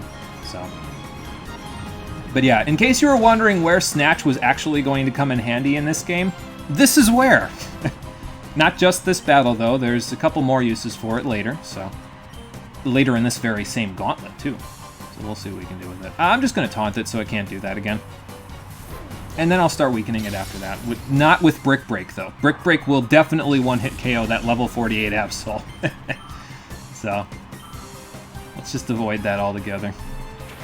There's a Sharpedo. We can handle that. No more Swords Dance for you. You stop that right now. I knew it was going to do it, too. I was like, nope, I got your number, Absol. I know exactly what you're going to do. Because I have done it in the past. So. Honestly, Morty is pretty lucky because, yeah, Hypnosis doesn't have the best accuracy. But, yeah, he hits it pretty often. Even, in my attempts he does, he still hits it pretty often. That did a lot of damage. I mean, I'm at +1, so fair enough, but I didn't expect it to do that much. Alright. So, let's get... I'm going to leave it at that HP, that's fine. Because Shadow Rush is a pain in my ass. So let's get Plusle in here. Although maybe that's not a good idea because I don't have a Reflect up. Maybe I'll just try to catch it without bothering with Thunder Wave, because that's probably fine. I think this Absol is a little tricky to catch, though. So. No, you know what I'll do? Is I'll switch Plusle in, because we should... Well, we might not live one at +0. Here's what we'll do. We'll switch Espeon in. We'll get a Reflect up, and then we'll switch Plusle in. And I should have one more turn of Taunt, so I should be able to toss this Ultra Ball without it getting a Swords Dance off. If it gets a Swords Dance off, then I guess I'll deal with it, but I'd rather not. So. Yeah, it is pretty good upon Purify, because it's got like base 130 attack, so that's not too bad. So it has Swords Dance, so that's pretty good. You could teach it Shadow Ball, because you can get that from the Under Colosseum round 3. So that's pretty good. It's a pretty solid physical attacker, all things considered. Okay, its Taunt wore off. Well, I guess I have Reflect for that very reason. So that's good. Alright, so let's get that up. I'm going to Snatch again, just in case it decides to keep using Swords Dance. Oh, okay, I guess I'm going to Snatch my own Reflect. Never mind. Hey, A-Box, welcome to the stream. How you doing? Colosseum's going pretty good. We're in the final boss gauntlet. We're fighting the second of the 4 trainers. I was trying to be fancy and snatch Swords Dance from this Absol, but it didn't work. So, that's okay, though. We'll be fine. Alright, now I definitely want to get Plusle in. And I definitely want to Taunt, so that I don't... Although I don't know if Plusle will live this. So, we'll see. Yeah, you can snatch your own attacks, yep. I think I've done it before, actually, for the stream. Like, I've snatched my own light screen by accident. So that's fun. I'm going to heal Plusle, actually, just so that it can come in and can hopefully get a T-Wave off. Because this Absol is probably the trickiest Pokemon in the first 4 trainers to catch. So I would rather try to not... I'd rather try to T-Wave it so that I can make it easier to catch. And also prevent it from knocking itself out with Shadow Rush. Welcome back. Thank you. For your ears. Okay. Alright, so now we do this. Plusle will probably get KO'd, but that's okay. Yeah, it's got a bit of attack, especially with +2. That was through Reflect, so that's something. Plusle is not okay. Yeah, I'm going to try to catch them all. Yep. I'm going to try to catch... There's a total of 48, if I remember correctly. So I'm going to try to catch all of them. So. No, not going to get Ho-Oh. Not because we're doing Mount Battle in the story mode, so I'm not going to redo it in battle mode, because that'd basically just be redoing stuff I've already done.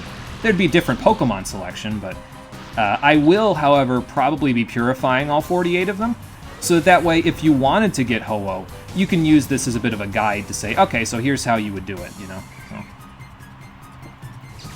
Alright, so now, the trouble now is going to be, what do I use to make it so Absol doesn't knock itself out? I don't want to bring Espeon in just yet. How about we bring in Flygon? That seems like a good idea. Yes. And from here, let's just keep using Ultra Balls. I don't think Timer Balls are as useful right now because we haven't gotten far enough in the fight. I'll taunt it just so it can't Swords Dance again, although that might be not as good because Shadow Rush will knock itself out, you know. The Metal Ho is kind of a pain to get. It is a pretty good trophy, that's true. But I won't personally be getting it, so. You have a save state ready where you've already purified all 48 and you think you're like 15 battles into Mount Battle, so you just have to grind it out one day. That's not bad. It's just those extra battles that you gotta get through, but, you know, it's not too bad. It's just redoing them. I just don't feel like redoing them, that's all. But it's good to have that save state, because that'll make it easier to, you know, just go back to it whenever you feel the need. So. Alright, I hope I catch this thing soon, because it's kind of got about 2 attacks left in it, and then it's done, so... I mean, worst comes to worst, I'll just go catch it again later, but I would prefer to not do that if I can avoid it. So, perfect. There we go. Fantastic. That's exactly what I wanted to happen that turn. 2 down! Right now you're doing a Nuzlocke of Colosseum, so we'll save that for later. Nuzlocks in Colosseum have got to be tough. There was another person in my comments on the YouTube exports that was talking about doing a Nuzlocke of Colosseum and said that took him like 35 attempts to get through the game. That's impressive. And that's impressive that you can get through it because of the limited selection of Pokemon and the limited selection of moves and everything like that. So good luck to you. Hopefully it all goes well for you. Yeah, next game we will be snagging them all because having as many Shadow Pokemon as you can actually serves a purpose in the next game besides just being, hey, you got them all. Bragging rights, you know? So, I wonder what rule set they're using. You're doing the whole 1 Pokemon per location thing. I'm not sure if they use that rule. I didn't actually ask when they mentioned it, but I don't know. I mean, it is a cool stadium. I just wish you guys weren't the ones running it, but, well, we'll see what we can do about that. I think Nella is the most dangerous of the 4 pseudo-Elite Four members. Her team focuses around fire types and Sunny Day, and that Houndoom is pretty strong. So. Oh, you're at the final 6 battles as well. Okay, well, good luck to you. Hopefully they go well for you. So far they've gone okay for me, but, well, that might change with this Shadow Houndoom here, so we'll see. I'm going to get a light screen up because that seems like a sensible thing to do, and then let's just start weakening the Houndoom. Excuse me. Sorry, lunch is still attacking. I'm still not healed up yet. I'm going to have to do that soon. Oh, good. Howl. I guess I'm going to have to put up Reflect as well. Is there anything else that you'd like on the table, Houndoom? Bit of a high-maintenance Shadow Pokemon, this one. That did pretty good damage, though. I guess it doesn't have the best defenses, so... Iron Tail. So I put up a light screen, and you use 0 fire moves. Great. Houndoom is literally the coolest thing ever, kid. You had horrible taste. Houndoom is a really cool Pokemon. And it's kind of actually a bit of a shame that it comes in so quickly after Absol, because honestly, Houndoom... I mean, I don't want to say Houndoom is better than Absol in terms of being a Dark type. Absol has that really high physical attack. The only problem is that Dark in this generation is special, so even if you have an Absol, you're actually probably better off just teaching it Shadow Ball and having it pretend it's a Ghost type. rather than having it use its typing as a dark type.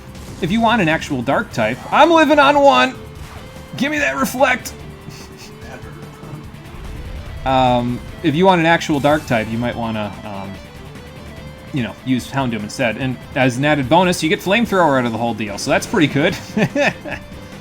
So, well, we're getting knocked out right here because, you know, Iron Tail and the AI likes double teaming opposing Pokemon in this game, but it's okay. Was so unnecessary. It was the least necessary crit. Yes, it was absolutely the least necessary crit. I also don't have T-Wave, which is a little concerning.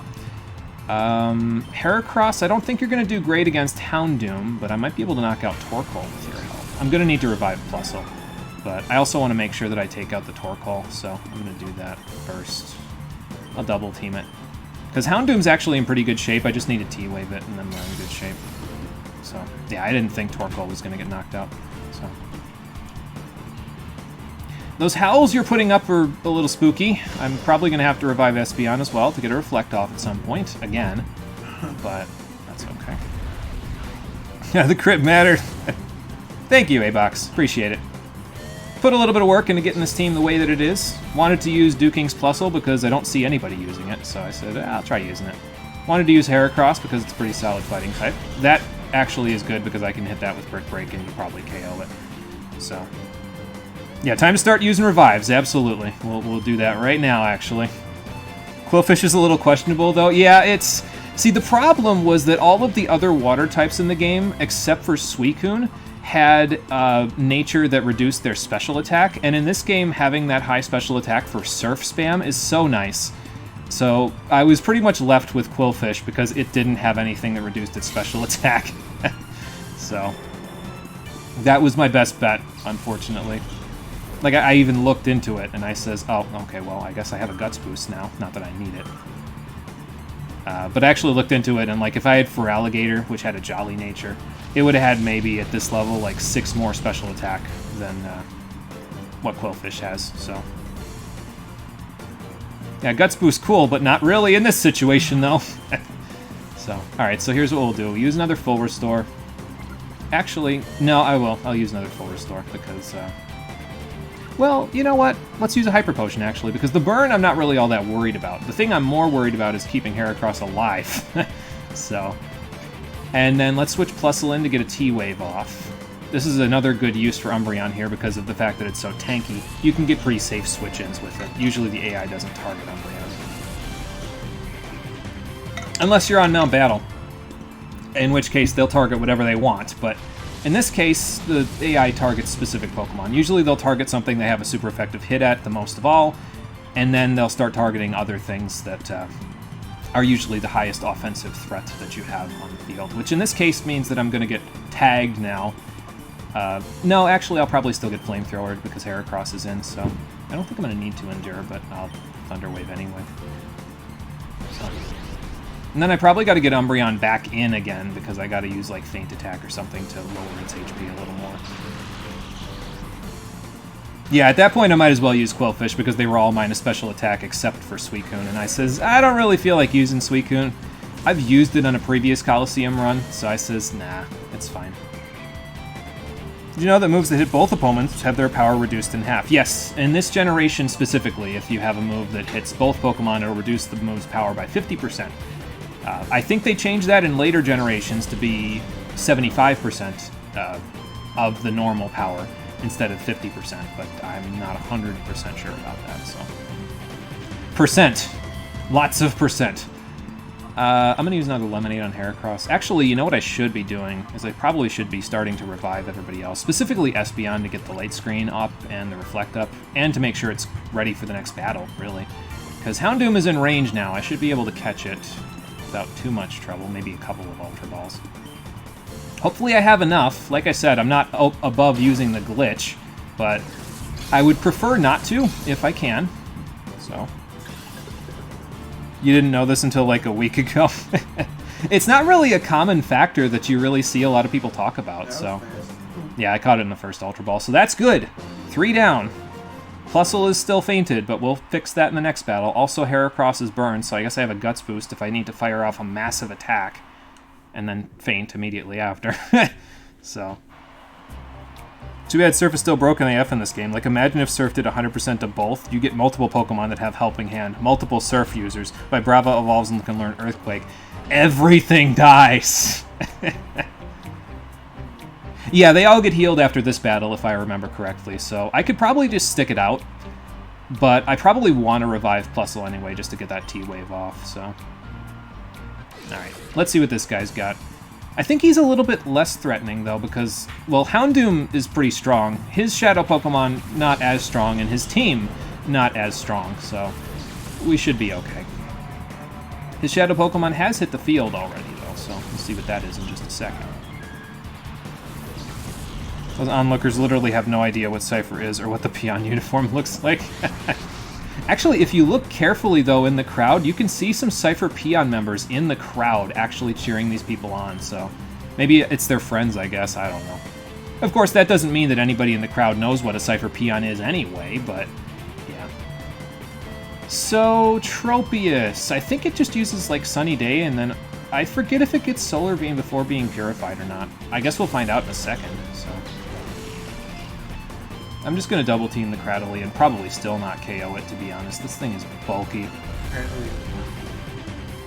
They probably just think it's a costume. Yeah, probably. Yeah, outside of Natural Gift, that's true. Yeah. It's got Natural Gift. I like Natural Gift on Tropius. I've used it for many a meme, and it's worked all of 2 times. I mean, its stats aren't really that great, Tropius's stats, so I usually don't use it all that much myself. I've used it in my Emerald run before, but yeah, I don't usually use it all that much. It's a cool design Pokemon, though. I like its design. But then again, I like most of the Pokemon that look like dinosaurs, to be fair. So. Alright, we got rid of the Cradily. I can probably just have Espeon blast the field while I keep it healed. Give it a healing tether with a bunch of Hyper Potions or something. Yeah, definitely going to hit that with a Psychic, like, right now. Fly, I'm not really all that concerned. I mean, it gets Stab, I guess, so. But with the Reflect, yeah, we're good. What's my take on Tyrantrum? Tyrantrum is so fucking cool. I love its typing, its design is great. Oh my god, I love Tyrantrum. It's great.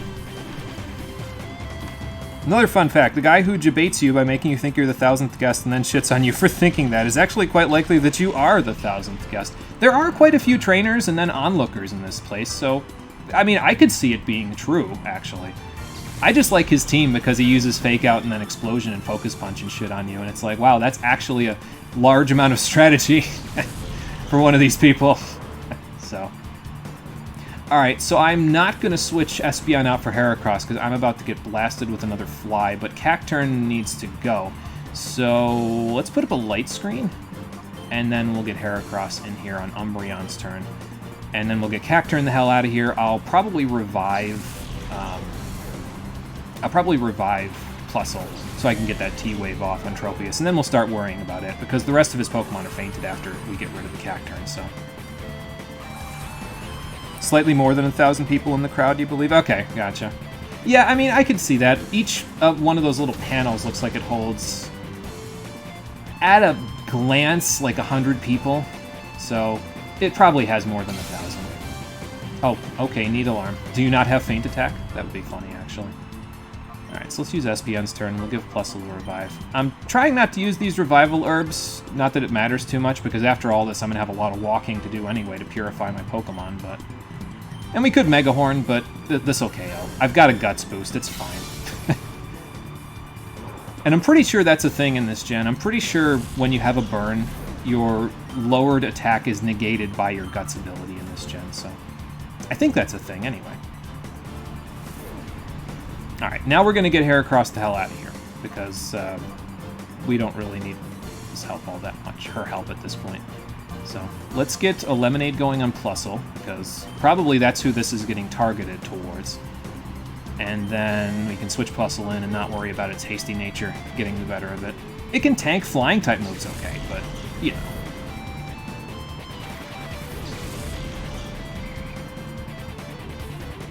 know. So I actually have the official Nintendo Power Guide for Pokémon Colosseum that I still have actually intact, so I can look in the back here and actually see what all the movesets are before and after purification if I wanted to.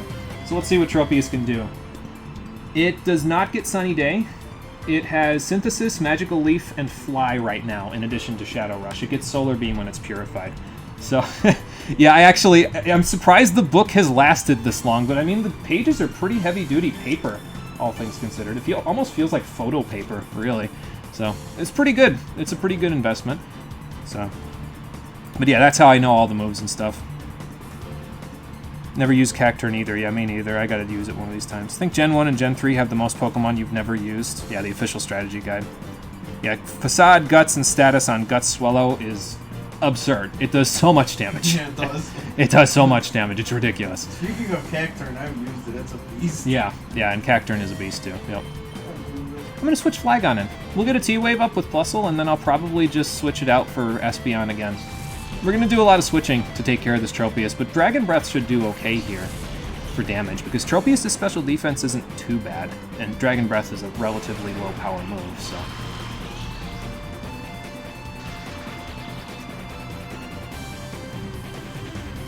Alright, and Shadow Rush will be fine. We'll just let it do whatever it's doing. Ow. It's okay, Plusle, you can switch out now. You don't have to get KO'd by Shadow Rush again. Okay, well, our Reflect hasn't... Did it wear off already? I didn't see. If it did, I'm going to replace it, like, now, so... Yeah, I actually have the Prima Games strategy guide for Pokemon XD as well. So I will be, I'll be using that when we get to that, too. That one I don't think held up as well as this one did. Because this one's still in pretty good condition. I wouldn't say it's near mint, but it's probably whatever the grade below that is. I think XD, they use different paper, too. Mm-hmm. Yeah, they use different paper in that guide because it's a different company that made that one, so... Did I see the new BDSP and Legends Arceus trailers? I haven't really been keeping up with those, to be honest. Gen 4 wasn't really my favorite, personally, so I haven't really been keeping up with the remakes of it. And Legends Arceus, honestly, for me, it just doesn't really interest me all that much. So I haven't seen any of the most recent stuff for it. I think I saw the first trailers for both of them, though. So that would be about the extent of my knowledge. Okay, we're good, we're good. Tropius, I'm ready to catch you now. We got the paralysis. We got you down below 50%. I don't have False Swipe to use in this game, unfortunately, but, you know. We're good. We'll catch you now. And I think I have a free turn to set up a light screen, so I can do that. I don't remember how many turns it's been, though, so I don't think Timer Balls are as useful just yet. You saw the Legends Arceus trailer? The new Pokemon are cool AF, but they aren't in Modern Sinnoh, so did they go extinct? Distinct possibility. Excuse me. Although, you'd think then there would be, like, fossils or something if they did go extinct, right? But maybe they moved to someplace else and then went extinct? I don't know. You're a Gen 3 junkie, but you're still super excited for those. Well, that's cool. It's, you know, me personally, I like Gens 3 and 5 the best. I wasn't as big a fan of Gen 4, and then I jumped back on the bandwagon with Gen 5, so I was a big fan of that when it came out. But it's cool, you know, like, whichever generation you think is the best, then more power to you. So, that's how I feel, anyway. Yeah, that is a good question, though. If they were in Legends Arceus and they're not in the modern games, yeah, where'd they go? Okay, so it's finally time to confront Nascour. We've defeated his pseudo Elite Four, and now we gotta defeat him. I mean, I guess if there's good money in it. No, I wouldn't even consider it. So, I don't know about that one. I'd like to believe I'm already a shining star, no matter who I am. Yeah, I didn't think so. Okay, so before we fight Nascour, spoiler alert for about 5 seconds from now, Nascour has no battle music. It's just him and you and the crowd.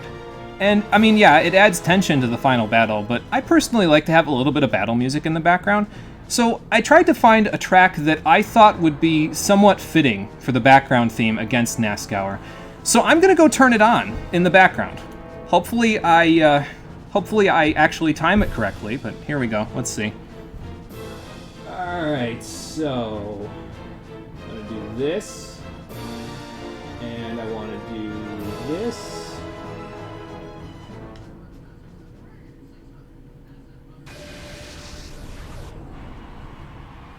Come on, YouTube, don't fail me now. Well, that's a little bit late, but that's fine. I can't hear the battle theme, so hopefully the audio is okay. To be fair, both of them probably use the same hairstylist anyway. It is playing, right? I hope so. Yeah, it is playing. I'm glad you're enjoying it, Marie. Okay, so it's time for the final battle against Nascour himself. Umbreon runs a train over his entire team, so I'm just going to kind of... What do I want to use here? I want to use Light Screen, I think. Shadow Punch, I guess, is a little bit upsetting, but I'm not really too worried about it. I'll put up a Reflect next turn, and then we'll be okay. How many times do we have to teach you this lesson, Guado? So, I don't know. It's funny, though. I thought it would be appropriate, and when we eventually do a Final Fantasy X playthrough, I'm going to use the remastered versions of these tracks, so I said, we'll use the original one. It sounds more appropriate to the time. So... You have no idea how much I want to kill him. Me or the guy that this boss theme belongs to? Both. Okay, let's get someone in here who can actually do stuff against these Pokemon. Let's see. Yeah, if they had been using Psychic on Umbreon, it would have been a little questionable. I opted against using Psychic on Umbreon. Do you get a Psychic TM in this game? I don't remember now that I think about it. Oh well, I guess it doesn't matter too much. You struggled to beat the DPS check for Sin and the boss before that. It's literally a DPS check. Why? Make sure you've been upgrading your Sphere Grid, probably. Oh, okay. I was gonna say, yeah, I don't know. Did somebody use Psychic on it? But well, that was a good switch. Look at me being competitive battler 101 over here. Ow.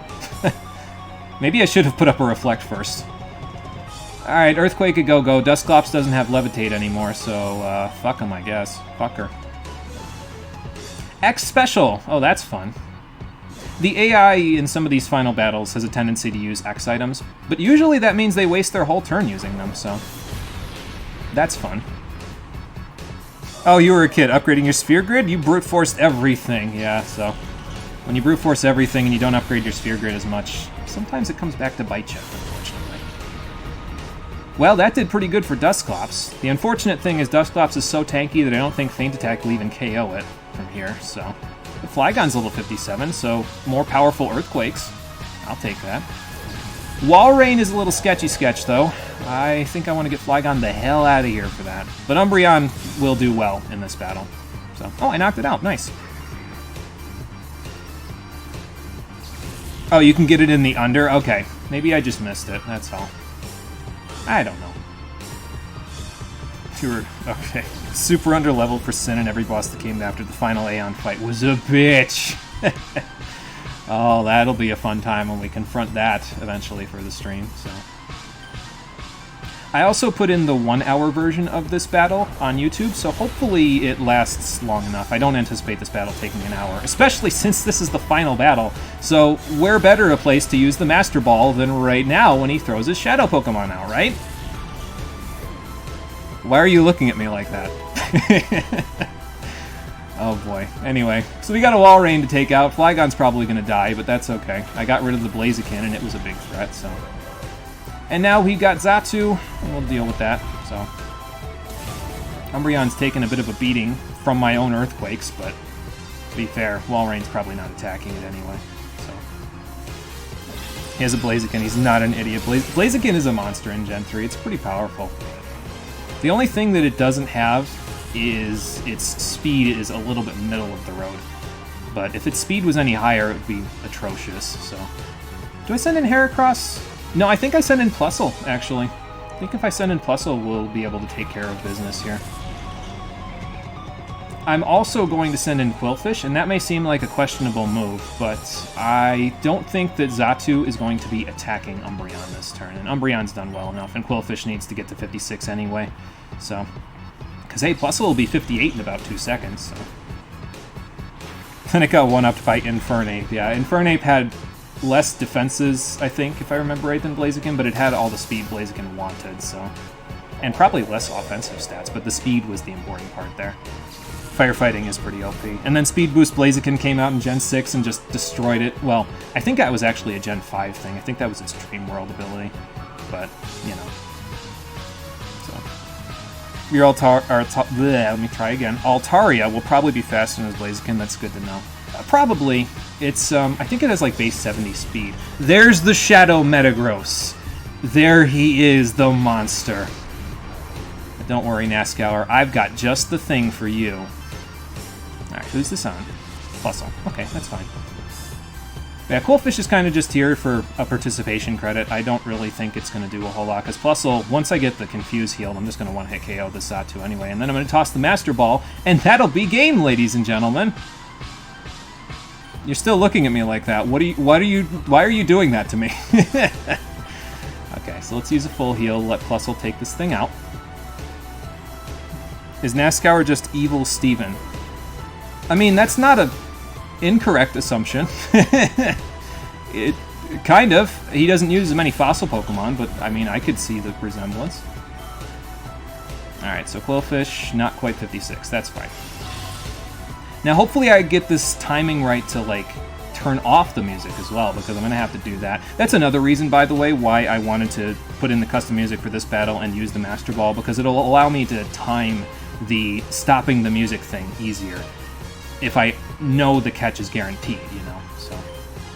I guess I'll Thunder Wave it, not that it will even do anything, because I'm going to catch it right now, so. Alright, so let's let the Master Ball go. I'm going to stop talking for a second so I can time this correctly, and then we'll be done. So let's toss the Master Ball. Nascouer, your Metagross is mine.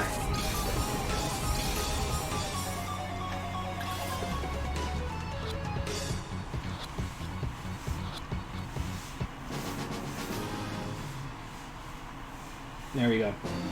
I think I did that right. Alright, and there we go. We've defeated Nascouer. Perfect. With that, Cypher's Empire is finished.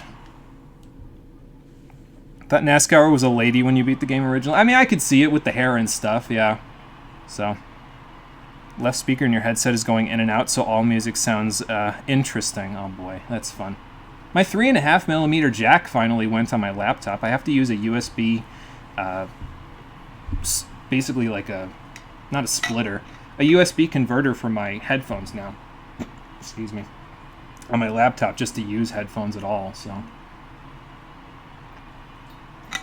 Oh, what are you gonna do? Use revival herbs? Come on, Nascouer, it's over. Who is that? And why is he groveling? Oh, God. There's a boss above the boss? Oh, you gotta be kidding me. Oh, that's where you went the whole game. That's why you stormed out in a huff. Because you're not who you seem to be. Well, we did. I guess, surprise. More than one surprise going on here right now, because this is not just the mayor of Phaenax City. He's also Cypher's boss. This is Evis. Evice? I don't know. However you want to pronounce it. He's evil! Oh my god, Dr. Eggman and Dr. Wily fused together! Jesus. That's a face only a mother could love. I mean, I would just stop you if you tried to do that again, so I guess fair enough that you'd want to try to destroy us. But now we get to turn the music up, because Evis's music is really good. Tsukasa Tawada, hit it.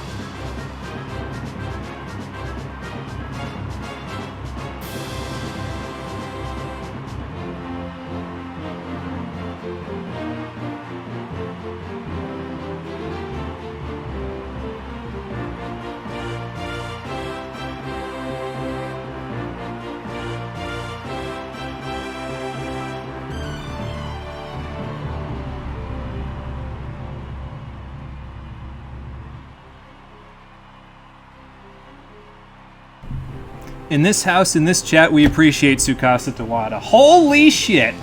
This final boss music is banging. So, middle of the road-ish regular boss theme for the game only becomes good when you get to the, actual Cypher admins. But this makes up for it by a long shot. Also, Evis's team is scary as hell. As you can see, we were a little over-leveled for Nazgour, being 56, 57, somewhere in there. Now we're under-leveled because his Pokemon are at 60 or 61. And his team is composed of all of the most powerful physical attackers in Gen 3, if I remember right, and a Slowking, because why not? Slowking's a beast.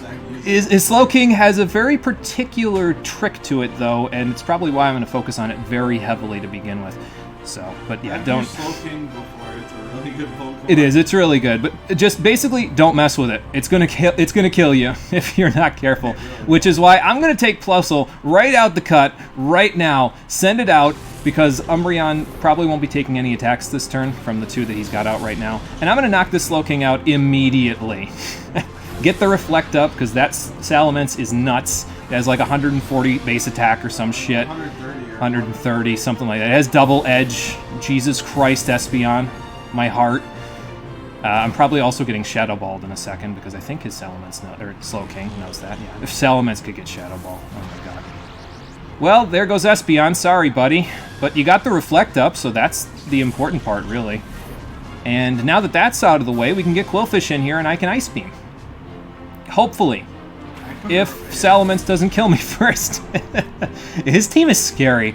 It really will do a number on you, absolutely, 100%. But you definitely want both Ice Beam and Flamethrower on somebody before this fight, because, well, you know why Ice Beam with Salamence being out. But you also want Flamethrower for reasons we'll get into in a few minutes. But yeah, if you see Slowking, take it out.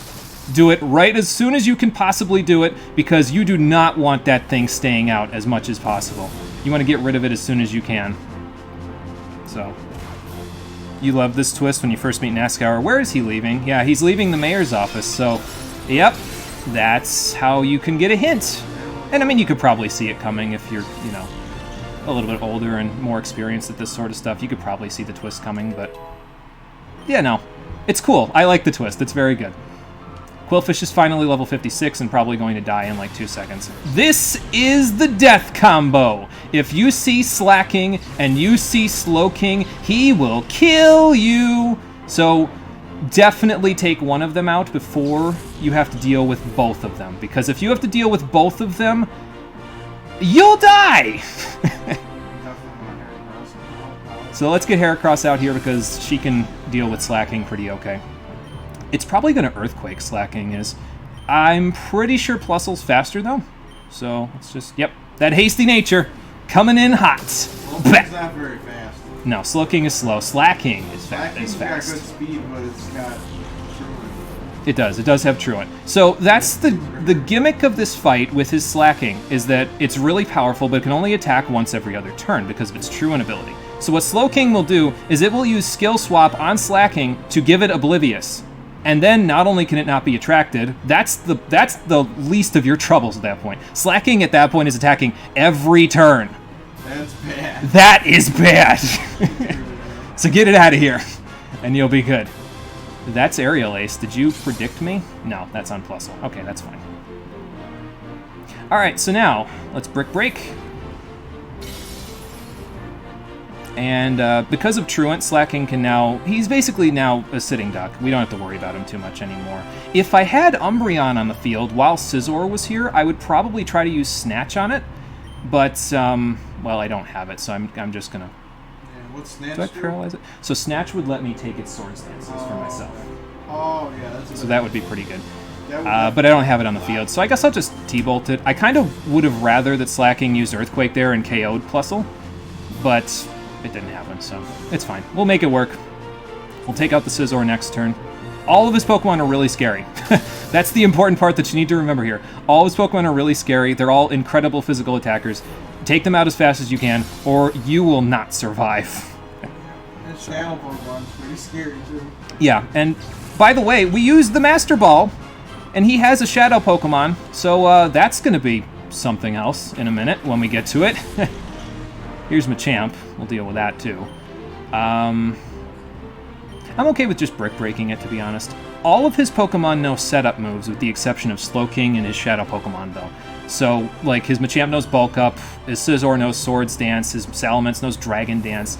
So, if he wasn't using, like, X attacks or something, well, that would be a bit of a problem, wouldn't it? But, you know. But we're okay. We took care of most of the problem already. You broke 100k channel points. Nice. Congrats, Marie. That's cool. Here is his Shadow Pokemon, the most powerful one in the game, Shadow Tyranitar. Cool Shadow Pokemon. Sandstream doesn't really work with his team, but still a cool Shadow Pokemon. Yeah, Metagross is still a good Master Ball target. Even with, I think if I remember right, I checked, and there are actually, Plusle, I can't believe you're surviving at this point. I think if I remember right, I checked, and there are adjusted catch rates, and there goes Plusle from the Sandstream, damn it. Well, there goes my Thunder Wave. That's okay. I can revive it, and I will, because I need T-Wave to catch this damn thing. So... what was I saying? Yeah, I think even with the adjusted catch rate, because this game has adjusted catch rates for its Shadow Pokemon to make it a little easier for you to catch them. Even with the adjusted catch rate, I think Metagross's and Tyranitar's catch rates aren't too different from one another. Like, I think Tyranitar is pretty close to what Metagross's is. Because Metagross normally has a lower catch rate than Tyranitar, so it just sort of balances out with the adjustments that they make in the game. So... alright, and now we got to think about weakening this Tyranitar. I'm not really worried about Machamp cross-chopping me. It's probably not going to KO anybody. It might KO Flygon on a crit, but I think I'll be okay. Yeah, it is bait, though. Yeah, that's true. It's bait for the Master Ball. And, I mean, who would have expected this, right? I mean, I guess, again, if you're older and you've seen more video games, so you'll know twists like this, you'll see them coming from a mile away, then you would know better. But, of course, by that point, you also know the glitch, and so you'll just use the Master Ball twice, but, you know. That's Blizzard. His Tyranitar's moveset is really weird. It has, like, a lot of really powerful attacks on it, like Blizzard and Thunder and that sort of stuff. I think it has Crunch as well, but really it's not that substantial, to be honest. Yeah. It doesn't work at all with his team, because it's like, you don't have Hail. You don't have Rain Dance. What? Tyranitar, what are you doing? I don't know, but whatever. It doesn't matter too much, I guess. So yeah, there you go. No Master Ball. We have 17 Ultra Balls and 9 Timer Balls to catch this Tyranitar in. Let's use the Hope and Pray method, because we're probably going to need it. I'm okay with Flygon fainting, actually. I really just want to get Paralysis on this thing. And if I don't get it with Dragon Breath, I'm just going to do it with Plusle. That's why I revived it, so... yeah, if I live that long, that's true. This thing does hit pretty hard, so we'll have to deal with that as we go. He's hitting his Blizzards pretty good, though. You'd almost think this was Gen 1. Ow. I shouldn't have said anything. Because I just got wrecked. I am frozen. Well, I mean, it doesn't matter too much on Heracross, because Heracross is here for bait, honestly. I'm just going to use its turn to, like, revive everybody else, so... it'll unfreeze itself, too. And it'll eventually thaw, that's true, so... I'm going to revive Espeon. It's not particularly good against Tyranitar, but it can get screens up, and those will be really useful coming up here in a second, so... You got frozen. This is Gen 1. Fair enough, yeah. The freeze chances and everything else with its high accuracy in Gen 1. I wouldn't be shocked. But yeah, we have to constantly deal with Sandstorm now because it was set up by an ability. It won't go away after 5 turns at this point, so... but it's fine. We'll be okay. Alright, so Heracross, just hang out. We'll be alright. Let's alternate Ultra Balls and Timer Balls and see if this thing works, so... do I get another Dragon Breath going? No, because probably what I want to do is I'd probably want to switch an Umbreon after this, and if I'm going to do anything else to weaken it, I'll probably just use Feint Attack, so... I will, however, use... I think I need a Hyper Potion for Espeon. No, I can use a Lemonade, and it'll only be 4 HP out, so... there we go. Yeah, Permanent Sandstorm, yeah, because this is pre-Gen 6, so... alright, Tyranitar. I know you're going to be a bastard, but let's see if what you've got. Got some fight in ya. I like that. Then you're gonna love me.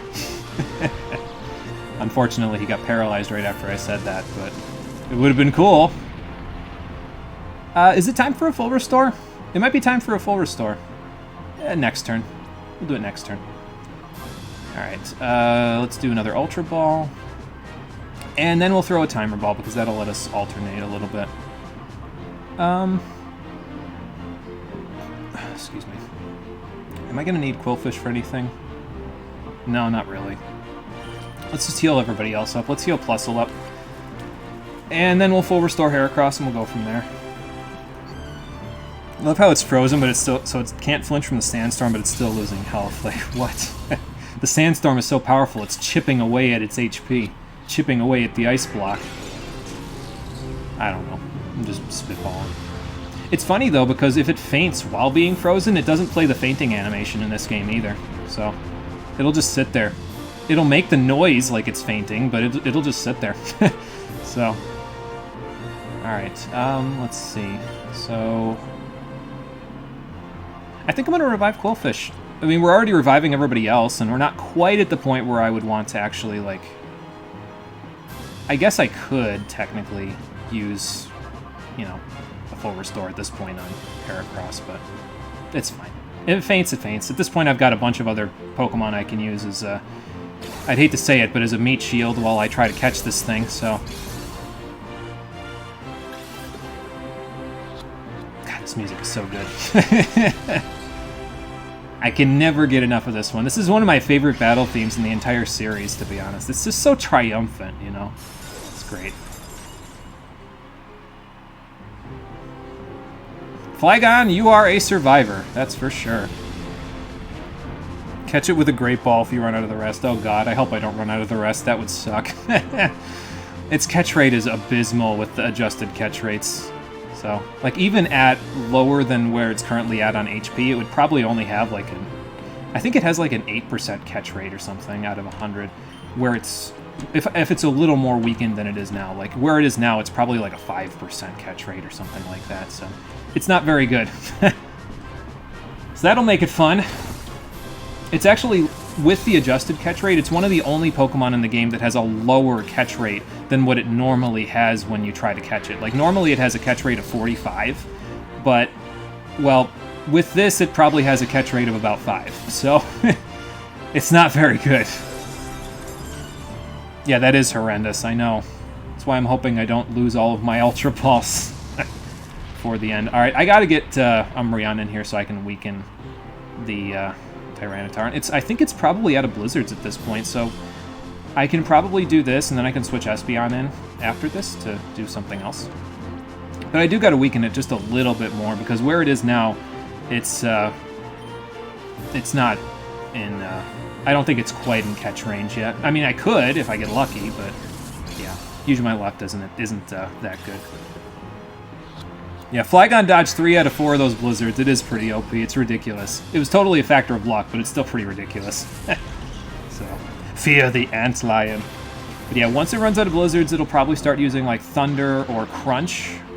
And once it runs out of those, I guess it'll use Shadow Rush.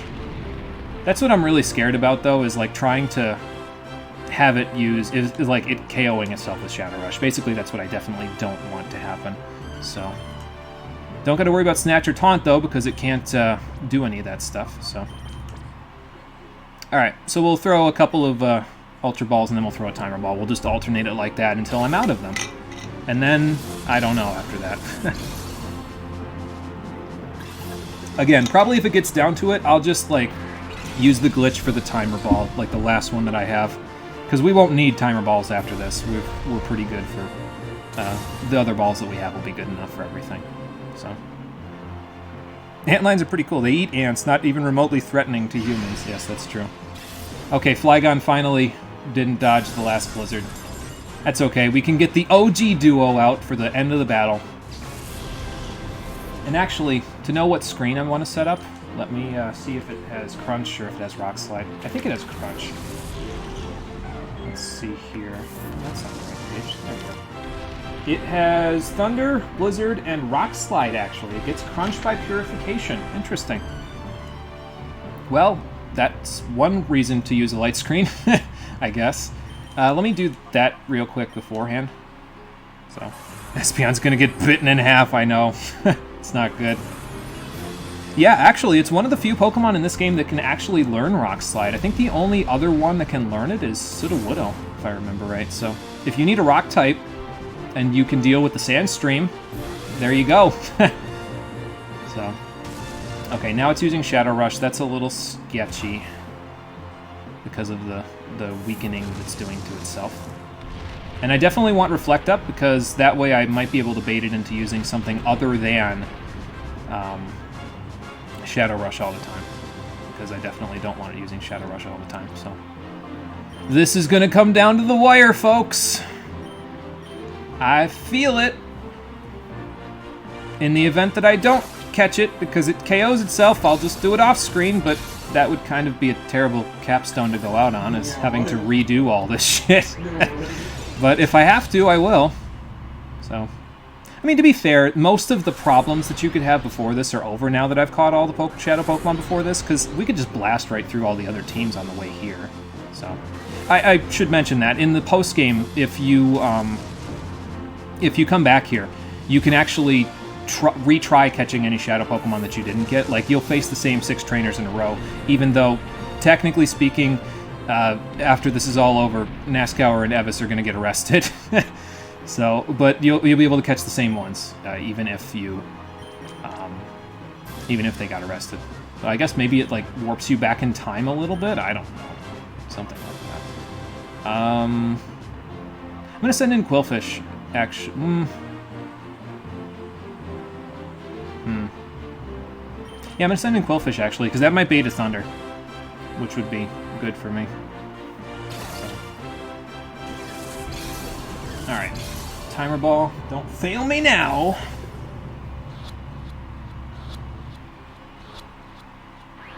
Oh, that was a close one. Timer Ball, why? I think I'm just going to throw Timer Balls at this point, though. I think they're better than Ultra Balls, to be fair. After this many turns, yeah, probably. Yeah, after this many turns, it probably is. And also, we're going to need those Ultra Balls for later. I'll have some money after this to buy more, but, well, I'd rather not. Okay, it's got like 2 more Shadow Rushes in it, so... Oh, we got another Absol situation on our hands. Yeah, I don't want to catch it. Oh, well. Everybody pray for me. Share your energy with me. I need it for the Spirit Bomb. Tyranitar, this is a Spirit Bomb, and you're gonna eat it.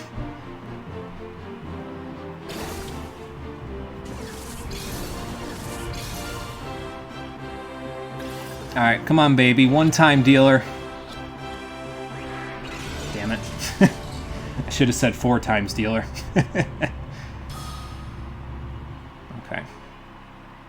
Please stop Shadow Rushing. I don't need you to do that because you're gonna knock yourself out. Like I said, I think it has 1 more left in it and then it knocks itself out, so... Yeah, Majin Buu, what? I guess it isn't really Majin Buu, to be fair. It's got its own thing going, but... At this point, I'll make whatever reference I have to in order to be powerful enough to actually catch it. So... Yeah, I really should have just cloned the Master Ball as a contingency plan. That would have made this a lot easier. Oh well. What can you do, am I right? Okay, so Snatch again, and then I'm definitely going to get Shadow Rushed again, but that's okay. Timer Ball, this is it, you and me. Okay, folks, it's time to play Luck of the Draw. I'm now pulling a name out of my hat. Not wearing a hat. Damn it. Hey. Oh well. I tried my best, and that's all I can do. But you get the idea, right? Like, you catch it after this, and that's it. So I'll just go back. I'll do it myself after this. No big deal. Yeah, it was a close moment, that's for sure. We almost got the perfect run. But alas, it was not to be. It's okay, though, because we've defeated Evis. Now, Cypher is finished. Yeah, can't even say that with a straight face.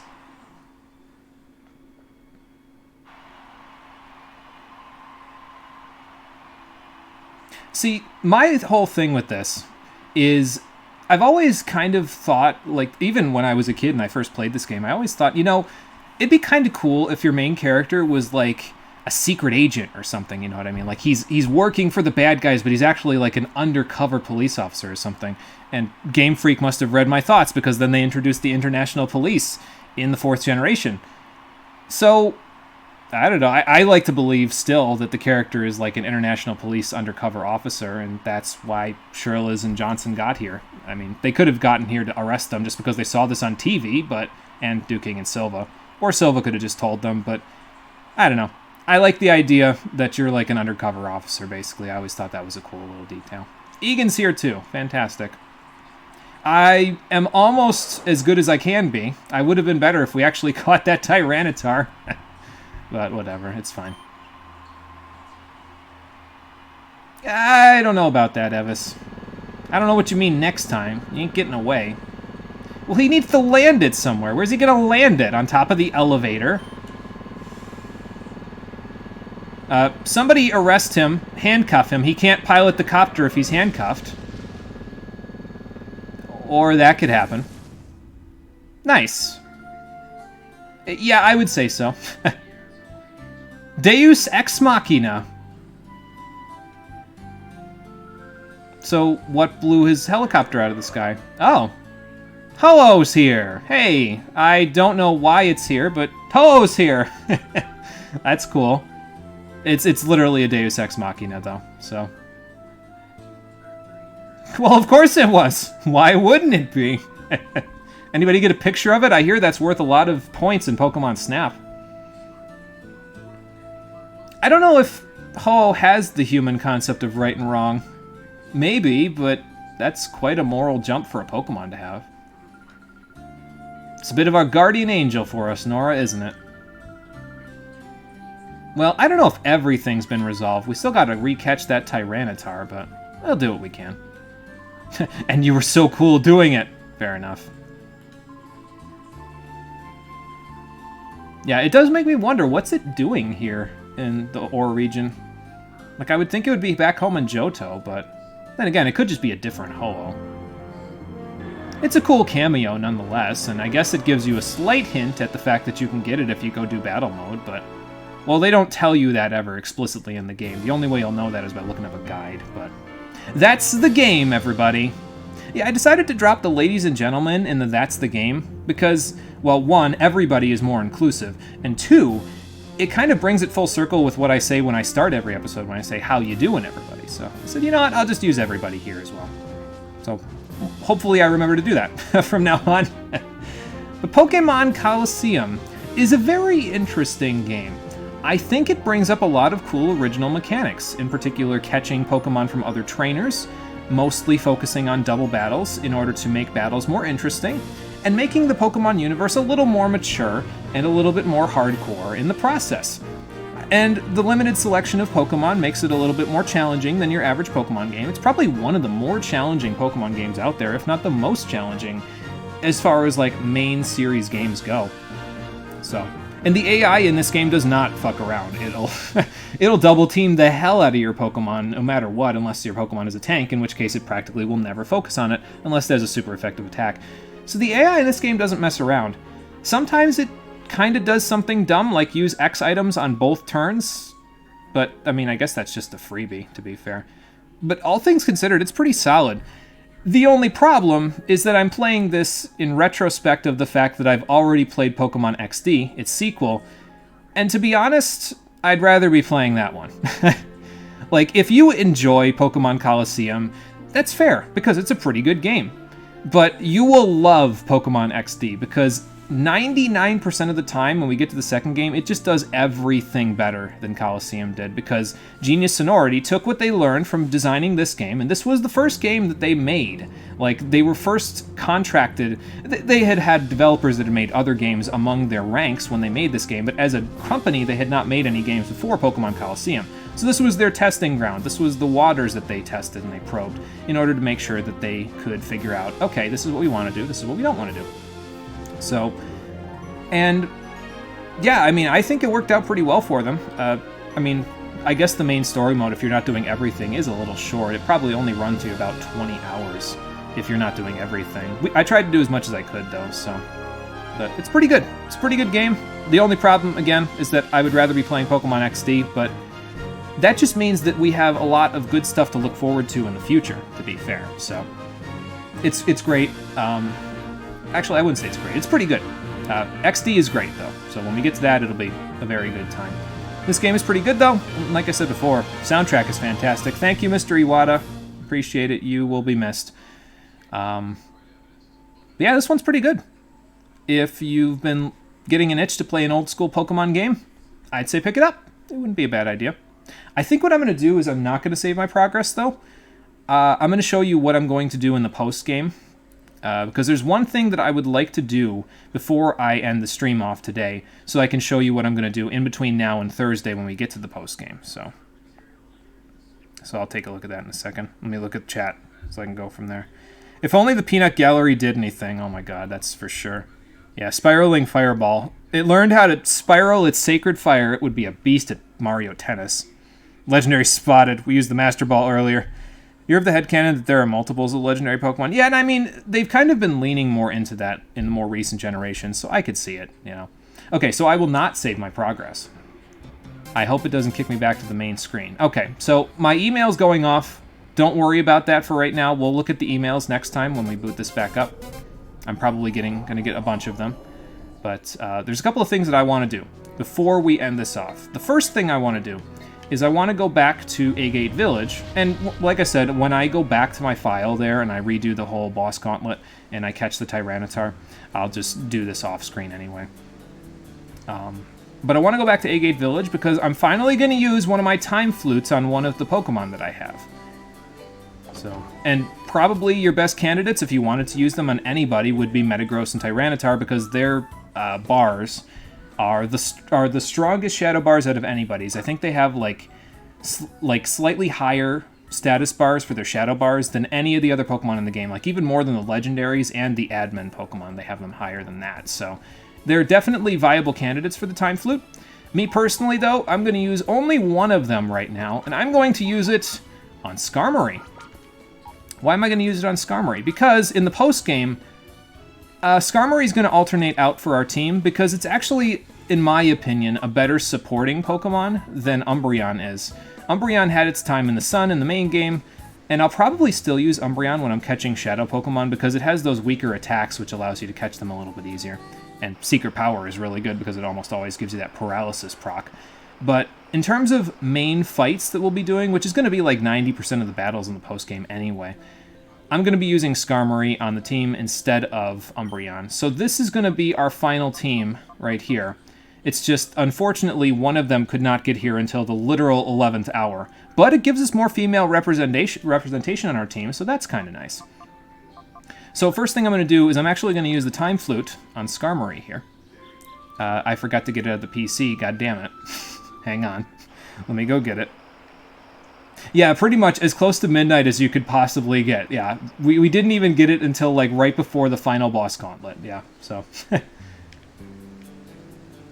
But yeah, basically I'm going to go use a Time Flute on Skarmory. And you might be guessing, if you know the fact that my Emerald cartridge is working, you might guess what I'm going to do next after I use the Time Flute on it. Basically, my plan is to train it so that it's at the same level as the rest of my team. But how am I going to do that without training the rest of my team in the process? Well, I'll show you in just a little bit once we purify it. Imagine wanting to use that Houndoom. Houndoom is more offensively oriented than Skarmory is as well, and it would have Flamethrower and Fire-type coverage, which would help with coverage on my team. The only problem that I would have then is that I would have 1, 2, 3 ground weaknesses, and in this game, again, if there's one game in the series where you don't want to have ground weaknesses, it's this game.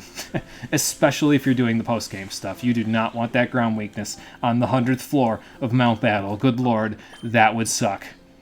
So anyway, we grabbed Ye Olden Time Flute out of the PC, so let's use it and call Celebi to the Relic Stone.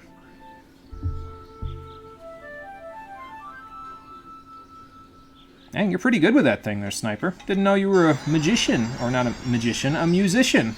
Also a magician because you summoned Celebi from across time. So that's fun.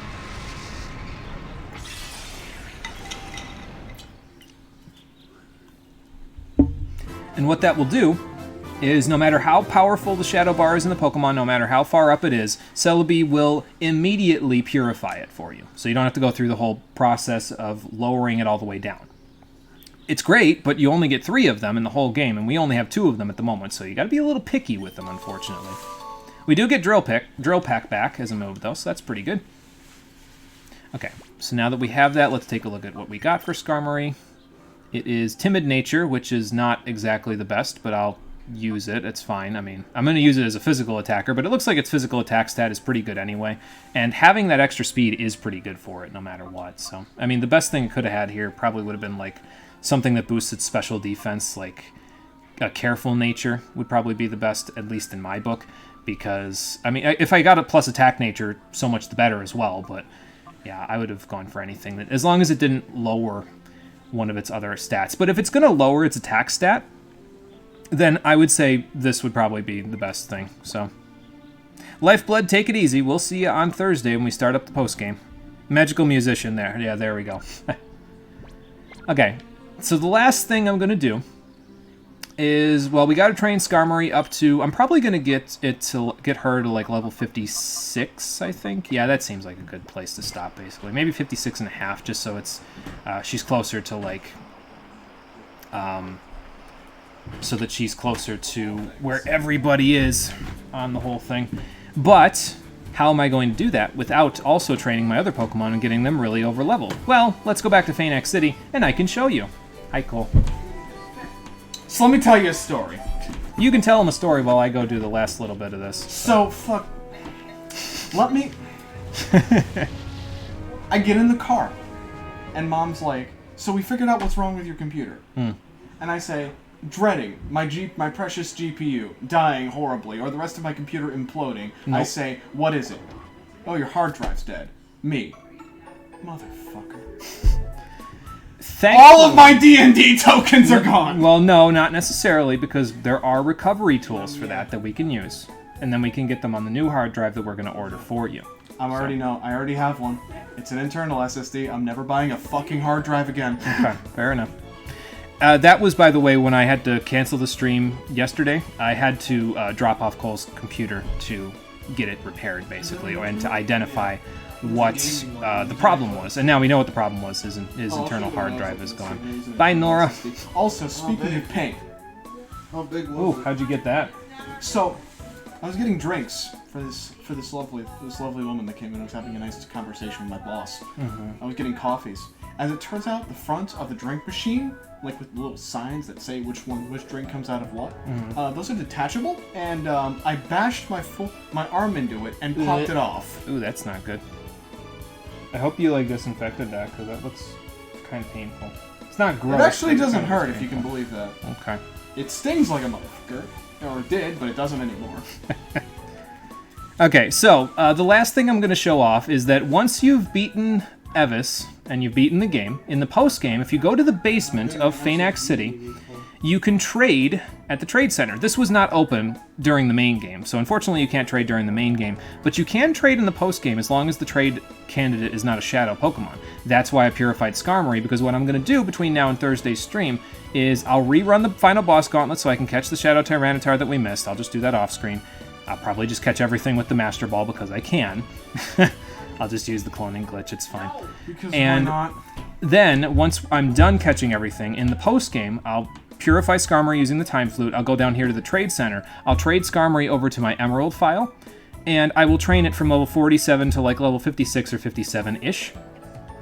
And then I'll trade it back, basically. So, I am playing via Nintendo Wii. Actually, the GameCube GBA cable that you plug in, it actually plugs into the Wii, so I can still do the trade, despite the fact that I don't have a proper GameCube to do the trade on. So, and then I'll just play on the GBA, because I still have a working GBA SP that I can do that for. But that is my plan, so that we can confront the post-game of Pokémon Colosseum, the Stream Edition. So on Thursday, I'll meet you back here. We'll have... Umbreon will be back in the PC, but it'll be fine. It pulled its weight substantially in those final 6 battles for us, so it could deserve a good rest. And we'll have a new team member. We'll have Skarmory in there with the rest of them. And I'll figure out what I want to do in the post-game first, but I'll probably meet you on the ground floor, like the first floor of the Phaenax City Pokemon Center there. And we'll go into the post game and see what we can do, because there are a few things for us to do. Probably like 3 or 4 more streams, and then we'll be done. So, that's going to do it for today, though. Thank you for watching, everybody. I appreciate you coming out to Twitch and YouTube to check out the stream. Hopefully you've enjoyed Pokémon Colosseum. I've enjoyed it quite a bit, but there's still more to come. And that'll start on Thursday, 4:30 p.m. Eastern Daylight Time. Until then, everybody, take care, and have a good one. Why the fuck are internal SSDs so goddamn expensive? I mean, you could just get an internal hard drive. Never again. Not from, Never again. not Never from, no, not CD. from that company. You don't want- I'm talking about get it from a different company. That's the one. Yeah, the one. You know, I found one was that's from- actually reputable and isn't going to die on you in a year. I miss my tokens on. We'll get them back. Maybe. Hopefully.